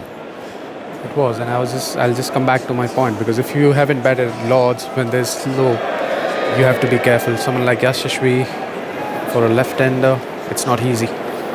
Archer again, straight run, moves in, bowls. It's edged it, caught at second slip, and Archer takes a wicket with his third ball.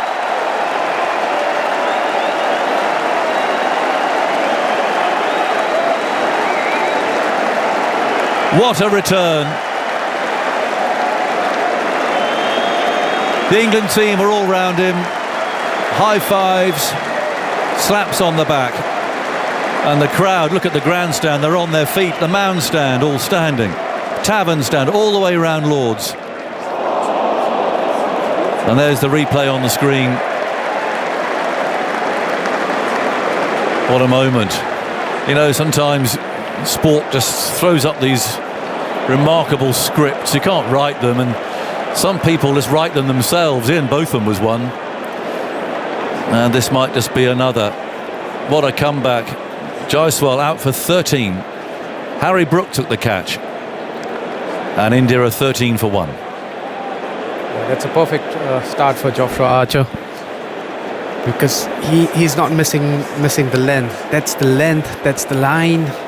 He's forcing the batter to play the ball, and Yashasvi is a little bit weak against that. The balls which are going away from him, he tends to feel the ball. This was a perfect ball. Not an easy ball to face if you're an opener. It was the perfect ball. Using the slope, it was quick, just short of a length. Very nicely taken by Brook. It went quickly to him too, round about knee high. What a start. And you just feel the buzz. You can almost just reach out and touch it. Wonderful atmosphere. As Karan Nair comes out, bit of a mixed series so far. He's been up and down the order. Yeah, he'll be under a lot of pressure. He hasn't scored a lot of runs first 2 games. He looked good. He started well, but he hasn't converted his start into a big one. Watching Archer there is like 4.5 years of frustration. He just kind of exhaled it all in that celebration.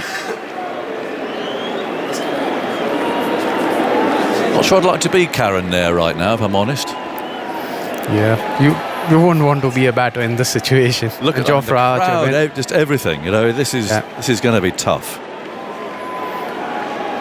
Archer's ready. Nair's doing some last loosening up.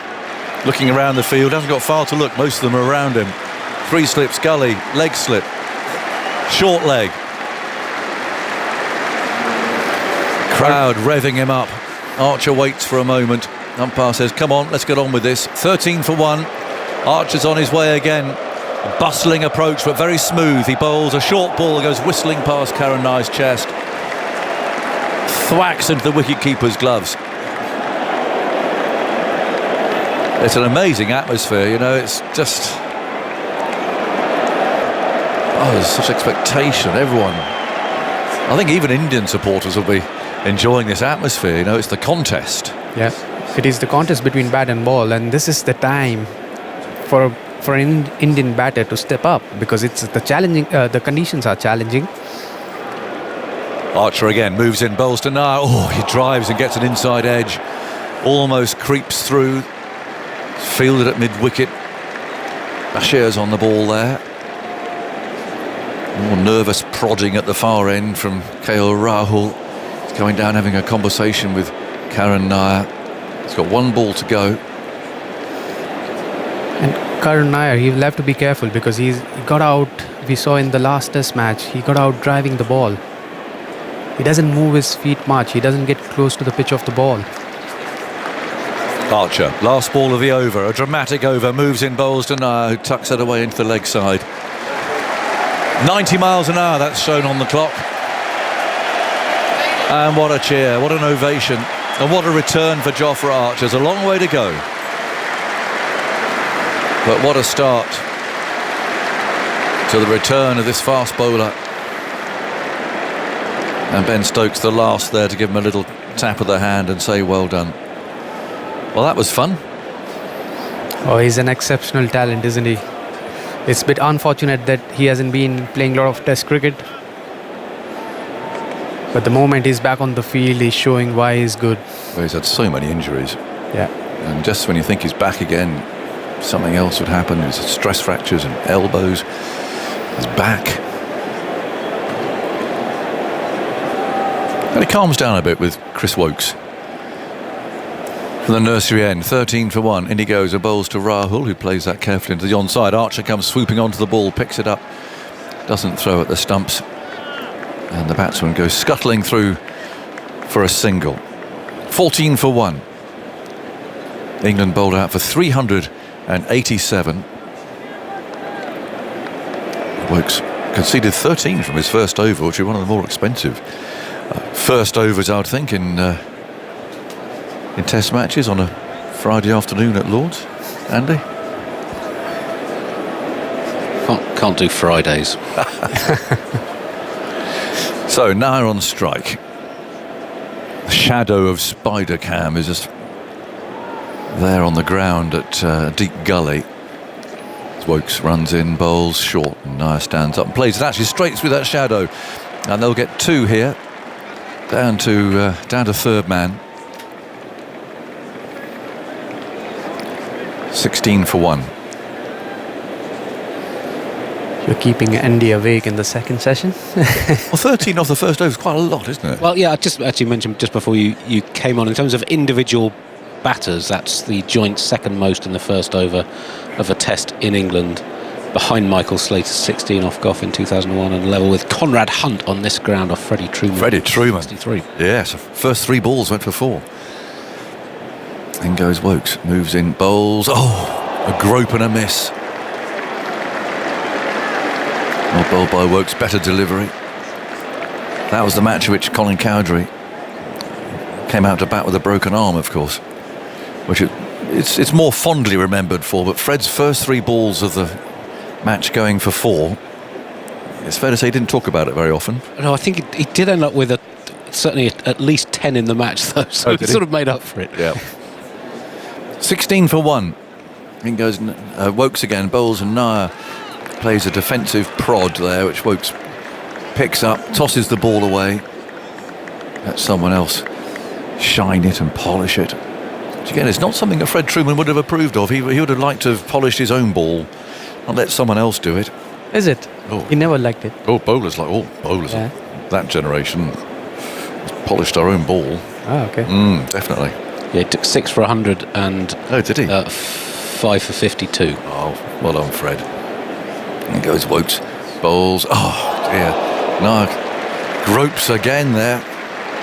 I'm sure it did that much. It's just the challenging line that Wokes is bowling, and that uncertainty about the slope that can make the ball move away. It's just a little, just enough. Yeah, but it's also the length, because that's the length where Karun Nair, he's not very comfortable because he doesn't have that big front foot stride. Yeah. Sometimes he gets stuck on the crease. He's a quality player, but he needs a little more time at the crease. He needs a bit more runs. Stokes like this, he's brought another man into the offside, so it's a 7-2 offside field now. 4 slips. Gully's quite fine. Stokes himself at point. It's also Archer quite straight at mid-off as Wokes comes in, bowls. It's a thick outside edge there. Stokes trots in from point and fields, and he wouldn't be fielding at point, by the way, if he had a real problem with this groin that he seemed to have yesterday. So that's a good sign. 16 for 1. 3 overs gone. And we're bracing ourselves for the second over of Jofra. Just in terms of most runs conceded in the first over of an innings, as a bowler, you wouldn't mind being on a list with Darren Gough, Fred Truman, Alan Donald and Mitchell Stark, but Chris Wokes has joined them in the most expensive overs with the first in. Well, that's a lot of good bowlers. Lots of good bowlers there. Yeah, fair enough. And that's everywhere, is it? That's in every... In England. Cricket. Oh, in England, yeah. Right. We've got KL Rahul now, who's taking guard. He's going to face Jofra Archer with 3 slips, a gully, a leg slip. There's short leg, but he's actually sort of a deepish short leg, if that makes sense. He's about 6-7 yards away from the bat with the helmet on. Bashir's at wideish mid-on and Wokes at mid-off. So that's the field. Rahul twiddles the bat. He tries to look nonchalant and relaxed, but he's got some thunderbolts coming his way. And Archer's on his way to deliver one of them. Here he comes now, skipping in past the umpire, bowls and Rahul forward. That's the way to do it. Get up to the other end, push the ball away into the offside and run. 17 for 1. Yeah, you would want someone like KL Rahul to face Jofra Archer as much as possible, because he has got very good defence. He moves his feet really well. He judges the length very quickly. He allows the ball to come at himself. Look at the way he defends. He creates that box. As a batter, you always speak about having that box, try and play under your eyes. He does that. 17 for 1. Karun Nair is waiting now. Here's Archer, moves in, bowls to him short. And he does well there, plays it nicely. Takes his bat, gloves and everything else out of the way. Smith gathers the ball round about chest high. 17 for 1 on a hot afternoon at Lord's. 1 or 2 clouds around, but Woody wouldn't be playing his clouds game today, I don't think, with much success. What he's on about yesterday, I don't know, his clouds games, but anyway, just blue sky really everywhere. It's beautiful. And the game really coming to life now with Archer bowling at 90 miles per hour. Moves in again, glides in, bowls outside the off stump. And there's no stroke from Karun Nair, and that 91 miles an hour, so he's just gone up just a little bit more. And also the England team is charged up. They have realised that it's a new ball's game. They need to pick as many wickets as possible with the new ball. And while the bowler is bowling well, of course Jofra and Chris Wokes both have started really well, but there is a different energy in the field. They have come out with a purpose. Root, Brook and Crawley at slip. Archer's on his way, moves in now, bowls, well played by Nair. Yeah, at the last moment, just whipping the bat out of the way. All passes harmlessly through to Smith. I just got that first over to come up as the fastest over of the series so far. Average 89.5 miles an hour, just ahead of an over Bumrah bowled in Leeds. That was only his loosening over too, really. It's warming up. Archer walks slowly back to his mark. He's polishing the ball on the back of his trousers there with his left hand. Wheels round, pavilion behind him. It's absolutely packed. And he runs in now and bowls to Nair, who actually with quite a bit of time there plays that nicely. Just shuffles into line. Ball of 91 miles an hour. Played out to Wokes, coming in from wide mid-off. But as a batter, you don't mind pace. It's just that swing, the line, the length. which is more important. If you are facing a new ball, you don't mind a quick bowler, but Jofra creates that angle. He has that high arm action. Well, he's a tall man, and he does let the ball go from absolutely its sort of maximum height, really. 17 for 1, he wheels round again. In past the umpire, is there, and he bowls fuller this time, and Nair on the front foot plays that out to Wokes at mid-off. That felt like a maiden. I think it probably was. A one-off it was there. That's right, there was. First ball, Rahul. 17 for 1. So India are 370 runs behind, having bowled England out for 387. Root got to his 100. In fact, it did it to the first ball of the day, just in case you're tuning our way for the first time. Stokes, a nice 44. Smith, 51, was dropped early on. Bryden Carse, 56 from 83 balls. So 387 all out. Another fifer for Bumrah, 5 for 74. The standout bowler. So, in reply, Jaswal's been caught by Brook at second slip off Archer. His third ball back in Test cricket. Nice little edge taken by Brook. And, well, a deafening roar from the crowd. 17 for 1. Rahul waits. Wokes bowls to him, and he's worked that away off his pads. The ball rolls away down to Bashir to throw back from that far end of the grandstand. 18 for 1 in the 5th over. Wokes marches back again, and they're going to move them round. No, Stokes is saying they're going to have this 6-3 field now, so still 4 slips. Gully's quite square. There's a square catcher for Karun Nair. Yeah, that's deliberately put there, isn't it? Yeah. 18 for 1. Wokes kicks up his heels, bowls to Nair, who again, apparently lots of time, just stands up and plays that back into the leg side. There's no run. Carse picks it up. Spider cams all over the place at the moment. Got a bit of a telling off yesterday. It was distracting the batsman. It's a big piece of metal there on a trapeze. And goes Wokes, bowls, turned away down to long leg. Bashir comes in off the boundary. It'll be good for just 1 run. 19 for 1. Karun Nair goes to 3. Wokes again. Wokes quickly back to his mark. I've got an idea for you. Yeah. Given that we're all about trying to speed things up a bit. Yeah. Drinks breaks on a timer, 4 minutes. I'm happy with that. I think they should do it. I think they should. Then goes Wokes, bowls, turned away out towards square leg. They had a 7-minute one earlier on. Yeah, because we are seeing, even yesterday we saw that it was 6.5 hours and India still couldn't complete 90 overs. And we have seen even in the first couple of test matches where both the teams, the over rate hasn't been great. So it's been poor. Yeah. But the things like that's a fairly obvious one, I think, because they come running on with the drinks. How long do you want to have a drink for? I mean, 4 minutes in position. That's plenty. So anyway, that's more than enough. I think so. Yeah. I think so. They have timers on DRS and everything else. Why? I think you should have one on the drinks break. Then goes Wokes.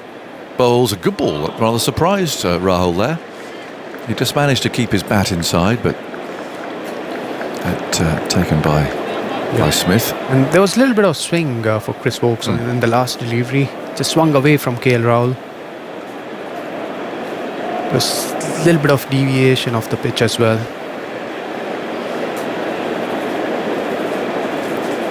19 for 1. Last ball of the over. Wokes past umpire rifle. In he goes now. Bowls. Oh, and it's flicked away. It's full. Homing in on the stumps. And Wokes holds his head in his hands there as if that was a last fraction of a second decision there by Rahul to send the ball in that direction. That's the end of the over. 20 for 1. KL Rahul has 4. Karun Nair has 3. It should be Prakash coming in here, but he's otherwise engaged. I don't mind. I'll do another Archer over. I'm enjoying this. Yeah, he's bowling really well. The spider cam swinging round. They've got some real youngsters operating it. It's a bit of fun, you know, like an arcade game. You need to be careful. It can be dangerous if you're on the field. Absolutely, I agree. It's really swinging around. It's like Tarzan out there. 20 for 1. In comes Archer, moves in, starts a new over, is down the leg side. And Rahul just keeps his bat inside the line of that. And it's collected by Smith. There's times where it's been hit, haven't they, by the ball? Didn't it hit somebody once? Yeah, it was during the first test match. One of the reserve player from the England team ran into the spider cam. We saw a replay. That's right, it did. Yeah. Yes. I can't remember who it was.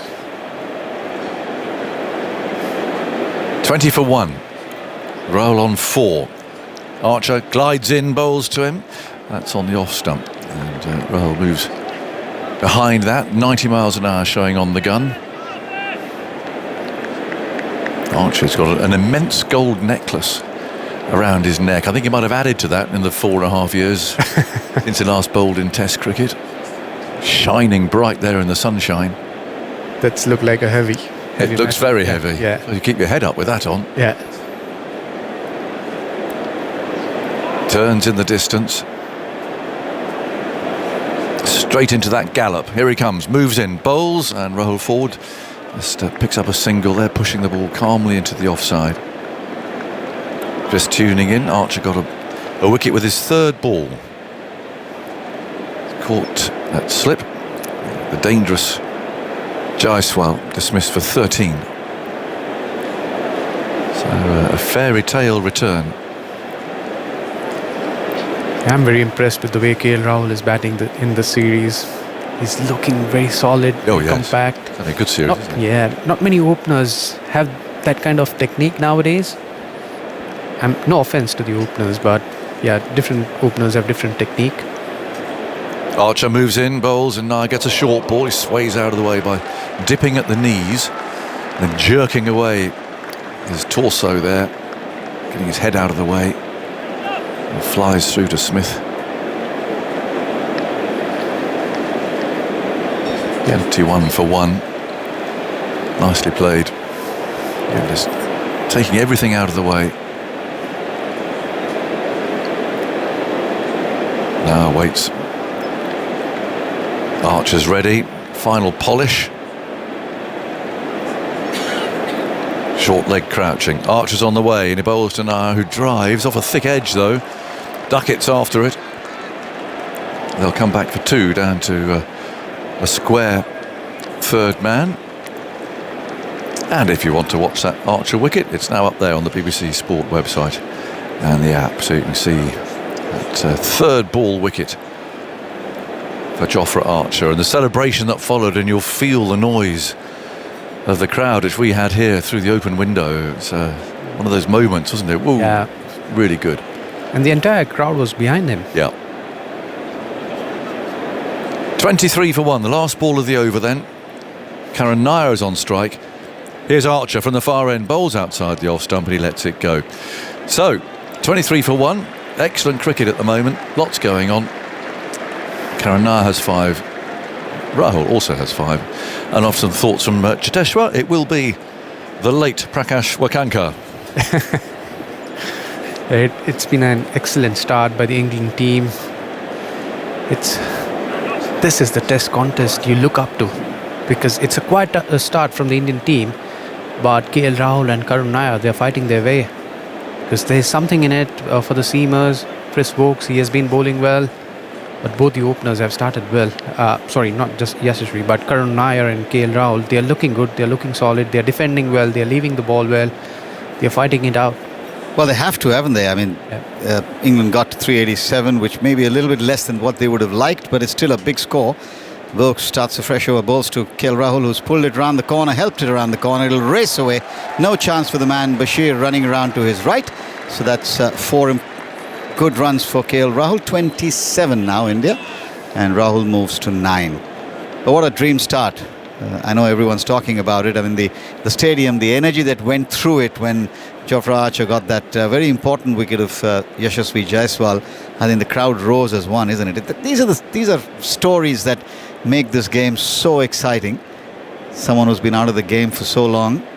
Here's Vokes into KL, bowls, and Rahul defends on the back foot, no run.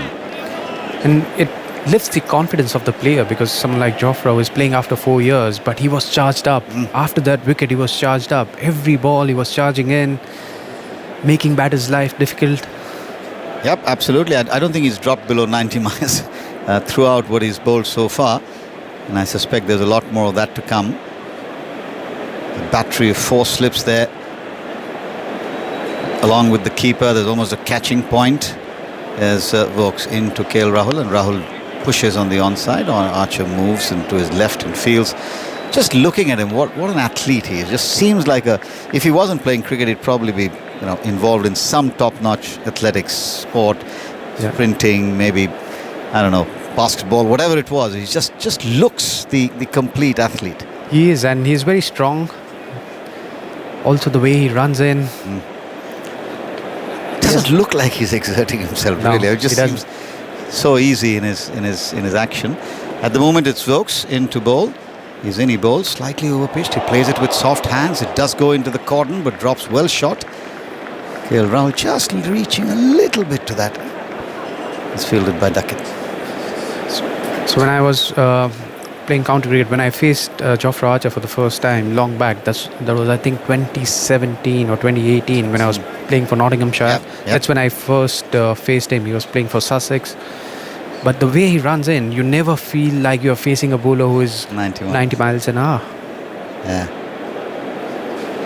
Vokes away from us now, in bowls to Rahul. Rahul defends on the onside. Jofra Archer fields. England will be sensing that if they can break through here early on and put India under pressure, then they have a very good opportunity. This pitch is still a bit of a mystery, I suspect, isn't it, in terms of how it will play out over the next 3 days. So important that England, from their perspective, definitely try and eke out a meaningful lead and not let India get away. Here's Vokes again. Past umpire rifle now wide of the crease, bowls to KL and Rahul defends back along the track, looking solid in defence, because India's scores have been 471 all the way through, have been really good scores, and I think England would want to make sure they can restrict them below all of those. Yeah, and this is the pitch where I don't think it will be a high scoring game. Like England has batted well to get to 387, but India will have to work really hard to get close to that total. I feel there's a bit more on this pitch compared to first couple of games, so it'll be hard work for the Indian batters. They will have to bat well while the ball is new. If they don't lose too many wickets when the ball is hard and new in first 25-30 overs, then India will have a good chance to get close to 350. Might ease off a little bit. Yeah.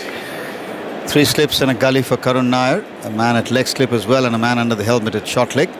So very attacking field, as you'd expect for Jofra Archer, who is starting his fresh over, his 4th from the pavilion end.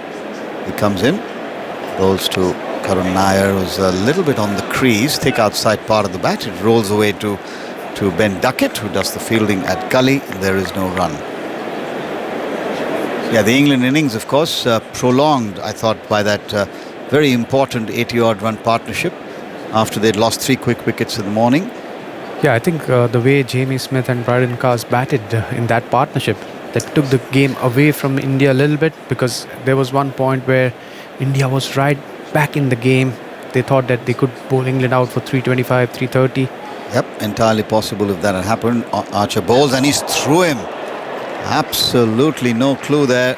Karun Nair caught on the crease, and the ball eluding, in fact, the outside edge. Boy, he's really working up some pace. Just looking at the replay there, Puji. Yeah, it was a good ball, but Karun Nair, he will have to move his feet. That's what I've been telling. Even in the last test match, sometimes he gets stuck on the crease. He doesn't get onto front foot, neither on the back foot. And that's not a good position to be in if you're a batter. Yeah, no man's land, isn't it? Yeah. Decisive foot movement at the moment absent. Here's Archer bowls, and again a little bit of a tentative poke, but manages to push it away on the offside. This is a stern examination of the Indian batters. KL Rahul has looked relatively more comfortable. So two comeback men, really. I mean, Karun Nair coming back into Test match cricket after 8 years. Jofra Archer coming back after 4. So it's a battle of the comeback men, in a manner of speaking. It is, but Jofra Archer was played enough cricket. So for him, this one is slightly an easier comeback, whereas as a batter, you don't get a lot of opportunities. So it's a little hard for Karun Nair. Let's see how he copes. 3 slips gully. 2 men catching on the onside. Archer's in, bowls, and it's a beautiful drive. Slightly over-pitched, and Karun has been playing that shot very well. It's up the slope, away in front of us, just in front of the visitors' balcony. 4 runs up the ground. So that'll make him feel a little bit better. 31 for 1.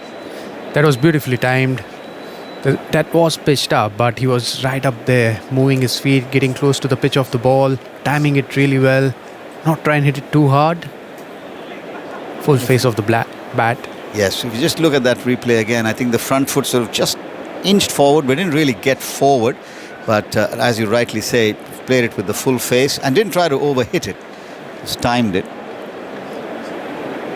As you look around the field, it hasn't changed from what it was the previous delivery. 31 for 1. Archer in again. Easy run up to the wicket and then unleashes the thunderbolt and is fending it away. It goes between the keeper and the man at leg slip. I think that's Stokes there. And it's gone for 4, but 4 fortuitous runs. The total will go up to 35, but that was another awkward question for Karun Nair, and I don't think he really had the answer. Yeah, that was again a back of lane delivery. Karun just went for it. It was angling into him, just near his ribcage. Yeah, it was. That one went between Ben Stokes and Genie Smith. Yeah, so the confidence obviously is not there at the moment. Archer's almost dictating terms, and one just gets a feeling of inevitability here, because Karun Nair is, I know he's got 4 runs back to back, but the second one was anything but convincing. Archer bowls, and this one he drives much better. Once again looking for the full ball. This will be cut off. Will they come back for the third? They ought to, because it's just now been picked up, and Karun Nair turns it down. Rahul was ready to come back for the third run. Nair says no, so that's the end of the 8th over of the innings. And India's total has moved up to 37 for 1. Karun Nair has gone up to 15. KL Rahul is on 9. But I dare say, except for those couple of front foot drives from Nair, he is still trying to come to grips with both the situation and, I suspect, more importantly, the occasion of Jofra Archer's return here at Lord's. Tafaz? Afternoon, everyone. That was exciting, wasn't it? Like how? I mean, it's almost like seeing a Ferrari parked in the garage, hasn't really revved up, and then suddenly you hear the vroom, vroom, and there we go. Yeah, he's bowled nicely. Absolutely brilliant. He would have been nervous as well. You know, he would have been sort of bit on tenterhooks. But to get a wicket third ball was just, and the roar and the buzz. Oh, change of bowling. Khas into the attack, replacing Stokes after that initial spell. 37 for 1. Rahul, the man on strike. 3 slips and a gully in place for Khas, who's had a great knock with the bat. Comes in, bowls, looks for the first full ball, defended, back along the track. You get runs when you're batting. As a bowler, you feel very good, don't you? You feel you've contributed. Just makes it that little bit easier psychologically to come out there and sort of, you know, bowl well, and you feel loose and you feel in the game. Got some chains on, hasn't he? Serious, aren't they? He'd be bowling 100 miles an hour without them chains. I suspect. Okay, they are some beauties. Khas. Archer. And again bowls. And leading edge there. It could have gone anywhere. Just listening to you earlier on there, sort of, I'm not quite sure. I think that's a pretty good score from England. I think it is, isn't it? Yeah. I'm not sure whether they're going to get 250 or 500 here in India. Not quite sure. But well, at the minute, it's a battle out there. Yeah. They've got to consolidate. They've got to see through this period. But we've seen that all through. New ball pitch. Yes. Yep. Very much so. Trying to get 2 or 3. That's what England will be thinking with that new ball, and then it will flatten out. Ball gets soft. That's what they'll definitely be looking for. Carson to bowl to KL Rahul now. He's past the umpire, he's up, he bowls, and Rahul works it nicely down towards the man. Bashir coming off the deep backward square boundary for a single. It's 38 now for 1. It brings Karun Nair on strike. He's on 15, Rahul is on 10, and the man out, Yashasvi Jaiswal, for 13. Just watching that replay on our monitors again. Ripple. Yeah, absolutely. Just squared him up, didn't he? Well, pitched just outside leg, down the hill, squared him up, outside edge. Thanks very much. Yes, good catch, Brooke. Yeah, good catch. Got to catch him. Yes. India, I think, technically probably dropped about 4. Yeah, they haven't been great in the field. The cordon's looking a bit suspect. Cast balls and Nair defence off the front foot this time. A little bit more decisive with his footwork. Yeah, 4 drop catches. Ollie Pope on naught. Tough one for Gill. One-handed diving in the gully. That's a pretty simple one for Rahul at second slip early in Smith's innings. He was on 5, went on to make 51, and then cast twice right at the end. It didn't really cost, but one difficult one at long on to deep, and then Jarrell one-handed behind the wicket. Maybe probably should have caught that one. Also missed 2 run-outs with shies at 1 stump, but battle would have been out had either of them hit. Cast into ball to Nair, and Nair's been outside the off stump again. Knew nothing about that. His foot went straight down the pitch, and the bat just hung out to dry there. Very fortunate that he's still there. Well, it sets the tone, doesn't it? It sets the tone. You know, if you're catching everything, everyone's buzzing, you know, you're getting through the wickets and what have you. If you're dropping them, there's, you know, bless him, Siraj, you know, head in hands, come on. Very demonstrative. But you remember when India got England, 5 down for 80 odd in the Edgbaston Test, they caught everything and they caught it cleanly and brilliantly, and that just lifts everybody. Makes such a difference. Carson bowls to Nair. Nair opens the face a little bit, pushes it away backward of point, and wants the ball to pass the fielder before Rahul accepts the invite for a run. They'll go through comfortably in the end. 39 for 1 at the end of that first over from Brian Kaas. Nair is 16, Rahul is 10. Quick speed update. Jofra Archer mentioned after his first over bowled the fastest over of the series. He's now bowled the 4 fastest overs of the series. The spell so far has averaged 89.9 miles an hour. The next quickest spell of the series so far, Josh Tongue bowled a spell of 88.7 miles an hour. So good wheels. Good wheels, that. Quickest of the summer. That's including the World Test final as well. Yeah. Well, I think it's also got to do with some statistical thing. They didn't want to say 90 miles average, so there's 89.9. There you go. You've got to get it right. Stats don't lie. Yeah, we can call it 90. But then we have to say Bradman averaged 100. But no one's prepared to do that. That's a 0.1 versus a full. Don't start messing with the stats. Otherwise, we'll all be... You're on a losing wicket there before you start, isn't it?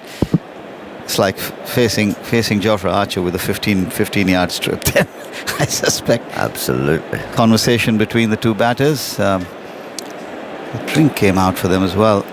Yeah, it's a lovely warm day. I think they need a bit more than a drink right now to survive, as Archer is all set. Well, that's the mindset, isn't it? You've got to get through this period. They'll be thinking, what is it, 20 minutes till tea or something? Thereabouts, that's it. Yeah, no need to do anything rash. Just get yourself to tea and then we'll go again afterwards. 5 catching men besides the keeper. Archer bowls. This one went in the air, went into the vacant area at mid-on, down the pitch, and he'll get away to the other end, which is probably the best place to be at the moment if you're an Indian batsman when Archer's bowling. Yeah, nothing wrong with that. One more to the total. Best seat in the house, the other end. Yeah, but he's looked good, hasn't he? He's looked whippy. It's that whippy action of Archer. I mean, he's a slight fellow. I mean, he's strong. Ball might have just held up, did it? Yeah. Just played a little early there. Could have easily gone straight back at Archer, or could have angled away into the onside to one of the close-in fielders. Going to be interesting to see how Stokes manages him. That's right. Don't want to bust him too early. In his 5th over now, Archer to KL Rahul. He bowls, and Rahul once again defending nicely on the offside. He'll pick up a run because there is room to the right of Stokes, who's fielding at extra cover. One more to the total. 41 for 1 now. Rahul up to 11, Nair on 17. And as you said, about 20 odd minutes give or take for the tea interval. That will be the first objective if you're an Indian batter, isn't it? Yeah, absolutely. If the ball's there, they hit it, but be cautious.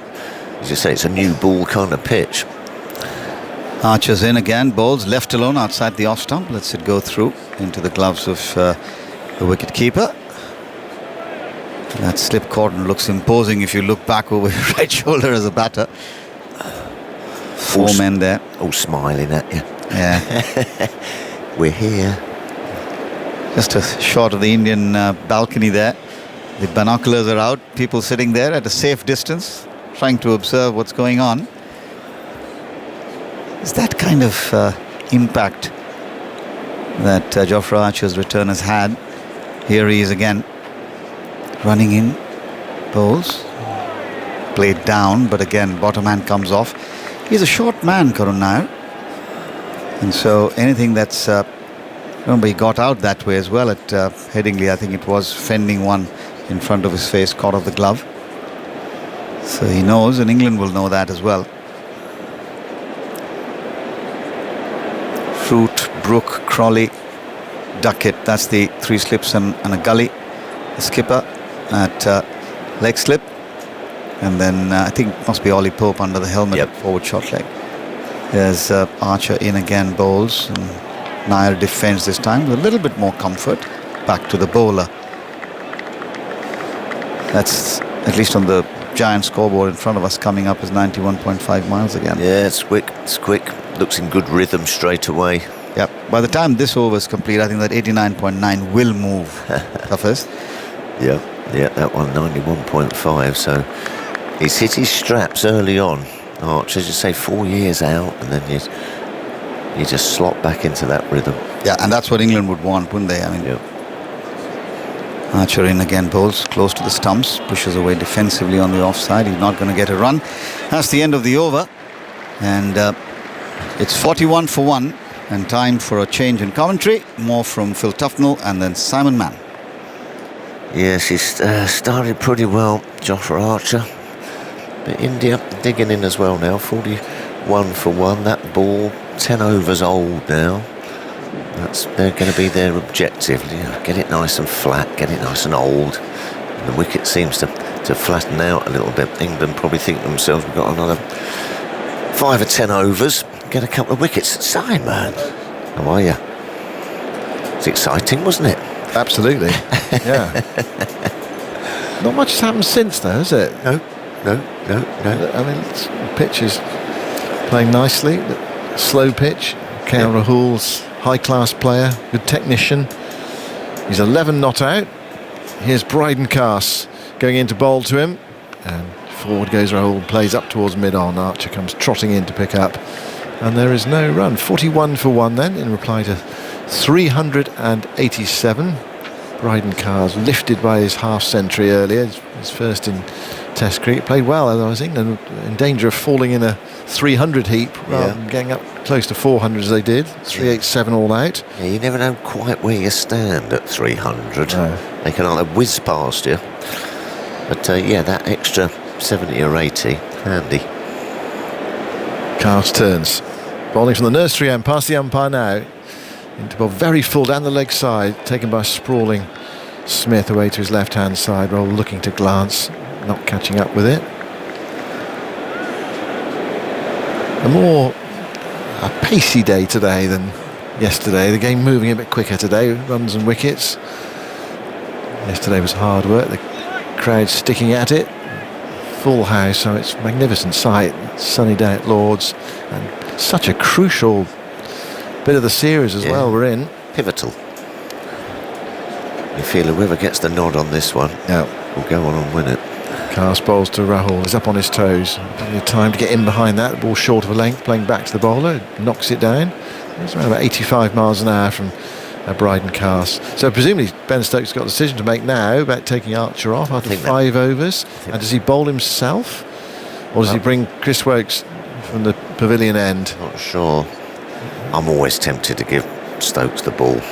You know, he's another fellow who just makes things happen. But I think 5. I think it's going to be interesting to see how he gets managed, Archer. I think 5 will probably be enough. have a little rest at tea, come back. Pass past the umpire up to the stumps now. Bowls to Rahul and nudges it off his hip. Easy as you like down towards Shoaib Bashir. Deep backwards square leg. And they're through for a single. 42 for 1. Rahul to 12. Karan Nair's there on 17. I can't see Stokes loosening up. No, perhaps they'll give him one more. He's played nicely, isn't he, KL Rahul? He's had a good series so far, hasn't he? Well, he got 100 at Headingley. Yeah. 80 odd, was it 8? Played really well there. He made 55 in the second innings at Edgbaston, 2 in the first. 137 he made in that second innings, and 42 in the first. Yeah, he's ticked along nicely. Looks a class act up top.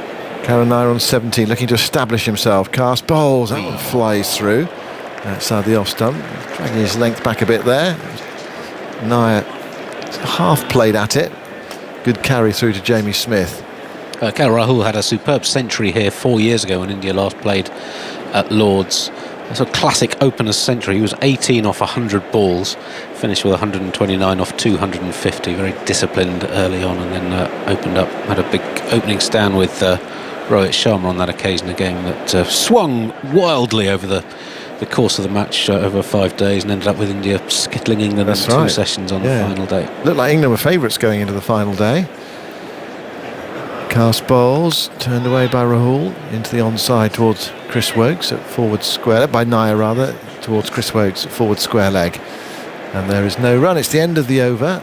India are 42 for 1. So let's have a look what's happening here. Now it is going to be Chris Wokes to bowl. Yeah. He's switched ends. I'd be interested to see when Stokes bowls himself. We did see that. Oh, we didn't know what it was yesterday. I mean, it looked like an injury, didn't it? Groiny. It looked like a tweaked groin, didn't it? Yes, or a little bit higher, sort of up in the, I don't know what that bit's called. What's the bit, sort of hip flexor, even above the hip flexor, like a tummy, like almost a hernia place. Yeah. And he was seemed to be hobbling around. And then the word this morning, well, he bowled in 20 minutes bowling this morning, and he's absolutely fine.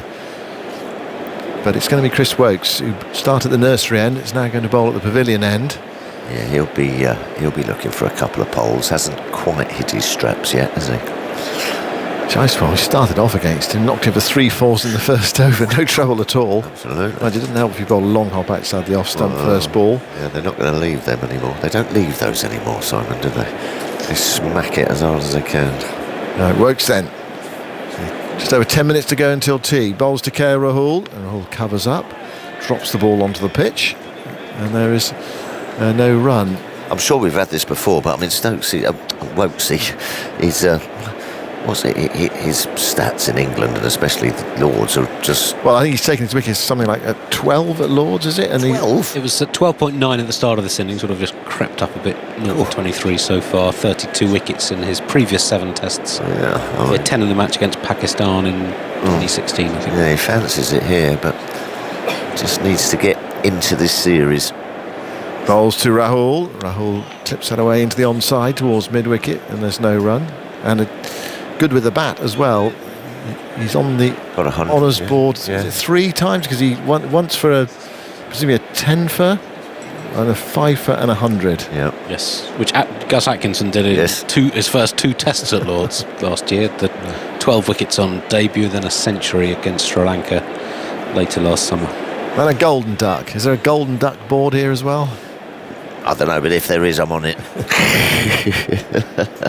Golden duck this morning for Wokes, who bowls to Rahul, is quietly forward there, pushing that away into the offside. That would be nasty, wouldn't it? Oh, you're nasty fella you are, Simon. A golden duck. Well, it just shows the vicissitudes of cricket, doesn't it? You can be up, you can be down. Absolutely. Stay even the whole time. Well, I'd just like to say, actually, after our very interesting chat at lunch, about Brian Lara and what have you, 375, we then went to Guyana, and I think I got him out for 4 or something. Caught Mark Butcher bat pad. Talking of ups and downs. Yeah, but there you are. Wokes bowls, forward goes Rahul, playing that carefully towards short extra cover where Ben Stokes is fielding. And he's giggling. The thing is, you can never say, I think I got him. He will absolutely be able to tell you. He'll probably say something like, there was no test match in Guyana after that game, or something like that. No, I got it. I'm pretty sure I'm going to back myself there, because I can remember thinking exactly that. Core blimey, 370 he got the other day, and then got him for 4. And you'll tell me soon. Rokes bowls, Rahul defends again, playing it up towards short extra cover, and there's no run. We had a good response. I might not have done his giggling, did I not? Well, I mean, it's not entirely untrue. The 375 was in the final test of 1990. I thought it might be the final test. Yeah. The Guyana. Yeah. Court Butcher bowled Tufnell for 30. Oh, 30? In February 1998. So was it a different tour? Different tour. My God. The lost 4 years. Wow. Rokes bowls. Wow. Rahul on the front foot, pushing it up towards Archer at mid-off, and there's no run. That felt like a maiden over. Was it? It was. There we go. Rokes back with a maiden, but he's played that comfortably enough. Rahul pushing the ball away into the offside. 42 for 1. So just the 4 overs between 4 years. Is it? Was it 4 years? 4 years. Revenge is a dish best served cold. So I got him out 4 years after that. Yes. Yeah. Oh well, you see. What is time? It's a flexible concept. It's a perception. It does make me wonder what was going on in those 4 years. Wow, they went so quickly. If someone could email me in and let me know what happened. What was Tuffers doing between 94 and 98? Yeah. That passed him by completely. Yeah, but the sentiment's the same. I still thought to myself, crikey, the last time I was bowling it, you got the world record, and now I got you a 30. Yeah. We got 30. I thought he was 4. Oh, well. Well, there you go. It wasn't a one-day international or anything like that, was it? No, test match. Series? No, it was definitely a test match. Yeah, okay. definitely. Cass bowled to Karen Nair at 42 for 1. And Nair defends. Hint of a thickish outside edge in that defensive shot. It goes out to Pope, who's fielding in the covers.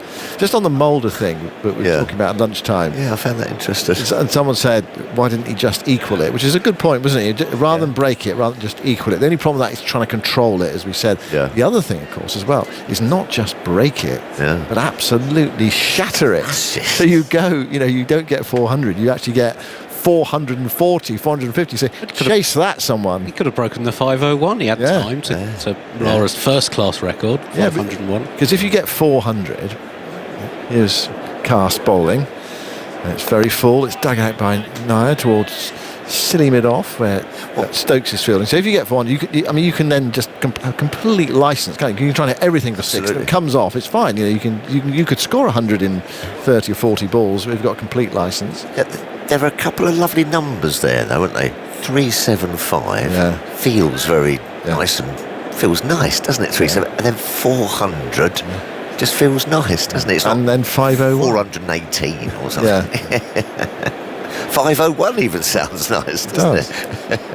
Cass bowls, Nair defends again with a hint of a thickish outside edge in that defensive shot. Hence the interest from behind from the slip cord goes out towards cover. There's no run. The other thing that myself and Sir Alistair were having a little chat afterwards. I think he averages 17, doesn't he? Well, outside, so against teams ranked in the current top 8, so excluding Bangladesh and Zimbabwe, that made his 2 other centuries against, his average is 17. Yeah, so perhaps that might have, I don't know, perhaps... It's a great act of humility for me. Well, no, absolutely. If he was averaging 50 or 60... Cass bowls... Karen Nair defends towards mid-on and there's no run.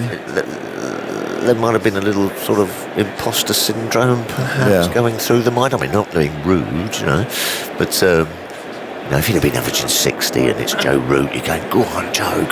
But even though it's Zimbabwe? Yes, but averaging 17, perhaps he thought to himself, oh, okay, I don't perhaps feel worthy. I still would have gone for it. Well, I think a lot of batters would, because that's their mindset, isn't it? They're voracious and ruthless. Greedy. Cass bowls and Karen Nair, plenty of time to get in behind that and defend up towards Stokes again in that short mid-off or silly mid-off position. India 42 for 1 in reply to 387. Cass making 51. Smith making 51. Cass making 56. Stokes 44. Root 104. And Rokes out for Norton. Archer cleaned up by 1 that kept a bit low from Jasprit Bumrah. You must have scored a ton, Simon, in your career with the bat. I've scored a few club hundreds. You're lovely. Well done. Not loads, but a few. I know. Handful, couple of. 42 for 1. There's cast bowling. That's going uppishly into the offside. It's short of field, short of Pope there. And every now and again, one just does something. It might come off the glove there. Well, that might have hurt him as well. And Naya walks off towards square leg, wringing his right hand. So we've had a real sort of quiet passage of play. Rahul on the front foot, Naya defending. And then suddenly one just seems to bounce a bit more. Ouch. Wrapped him on the glove. Yeah. Pushing at it. I don't know. Did it bounce a bit more? He just misjudge it. That bottom thumb, which can hurt, jars it right back into the joint. So the physio's back on. So we've got another delay. Well, there's been a few, hasn't it? Just stopped earlier, didn't it? When Shubman Gill sort of just decided to lie down and have a rest. I think that's one of the most bizarre stoppages I've ever seen. Well, since about 20 past 6 last night when the Ladybirds arrived. Yes. But the Gill one was just odd because he's a fielder, so you just go off the field. Oh, that's right, Skipper. You only need one more wicket. Just go off and get yourself treated. It's perfect. Perhaps he wanted to lead the side off at Lords. Yeah, the vice captain, of course, off the field as well. Yes. In Rishabh Pant. Yeah. But they just give it to Bumrah. Bumrah's captained India before, so he could have just taken over for 10 minutes or whatever. Gill back on the field. He might have a nice game, old Rishabh Pant. I think he was out having a net earlier, wasn't he? And then he was out having a net. He walked off there, and then that first wicket went down. Archer got the wicket, and then they were scurrying back round, I think, just in case. Because I think he can bat at 5. Certain question marks about if you're off for that long, where you can bat. External injury and something like that has got something to do with it, hasn't it? That means you can bat in your normal position. Yes, if you... Even though you think, well, hold on, it's inside the skin, so it's got to be an internal injury. I don't know. But anyway, it seemed like a broken finger or sort of damaged finger seems to count as an external injury. Right. Yes, if you've got...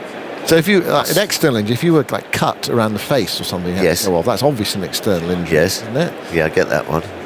But if you do a hamstring, that's an internal injury, even though it's obvious you can't run. What happens if you've had a dodgy... Well, I think that's an internal injury as well. If you have some dodgy food. Yes. That's internal as well. Bit of food poisoning. Well, mainly internal anyway. Yeah. 42 for 1. Naya is on 17, Rahul on 12. Play's about to resume. So this is going to be the last over before tea. Wokes at the top of his mark, mopping his brow with left and right sleeve. Sets off the pavilion behind him. England looking for a second wicket. Bowls to Rahul, and Rahul gets one that comes back in to him, and he gets the bat down in time. Plays it out towards mid-wicket, and there's no run. It's hurrying Rahul there. I think it's the movement back in that caused the problem. We've seen some flat pitches, haven't we? I can't remember them being this flat. Well, we asked the question at Edgbaston, when was the last time there were 2 consecutive 5-day matches, and it wasn't that long ago, in England that is. Yeah. That was the Ashes series last time round. But when was the last time there were 3 5-day matches? I know. Here's Wokes bowling. Forward goes Rahul, plays it towards short extra. Of course, we're only at tea on the second day. I mean, we might be in a 4-day situation, but it doesn't feel like it. It feels as though this is going to be another long, tough game, and it will be a tough game as well with the weather and the intensity as well of the match situation. Well, we've had a pretty nice summer, haven't we? Really, I suppose that's got something to do with it. I think the drainage as well. The drainage everywhere now in every test ground is so good. I think it just sucks a bit of life out of it now, perhaps. Wokes bowls to Rahul, turns it away into the onside, slightly uppish. He might have a hint of inside edge on pad there as it went backward a square, down towards the boundary. Cass runs in, flicks in the return to Smith. One more run to the total. Rahul goes to 13 and scored a 43 for 1. And the 14th over of India's reply. They got off to a bit of a flyer. Things have settled down since. That was an old-fashioned short leg catch, that. Or would have been if there had been one in place. Inside edge onto the pad. Yeah, the Lords keeps you interested, doesn't it, with that slope? Never feel totally in, Andy. Just to highlight how the batting has dominated so far. Even though we've had 2 positive results in the first 2 tests, 3,197 runs in the first 2 tests is the most in the first 2 tests of... How many? Sorry, how many? 3,197 by the 2 teams combined. It's a lot of runs. Well, it's the most ever after 2 tests of a series. Yeah. We've got 3 short mid-wickets now. Oh, I say. Wokes bowls, and it's played to one of them. It's played to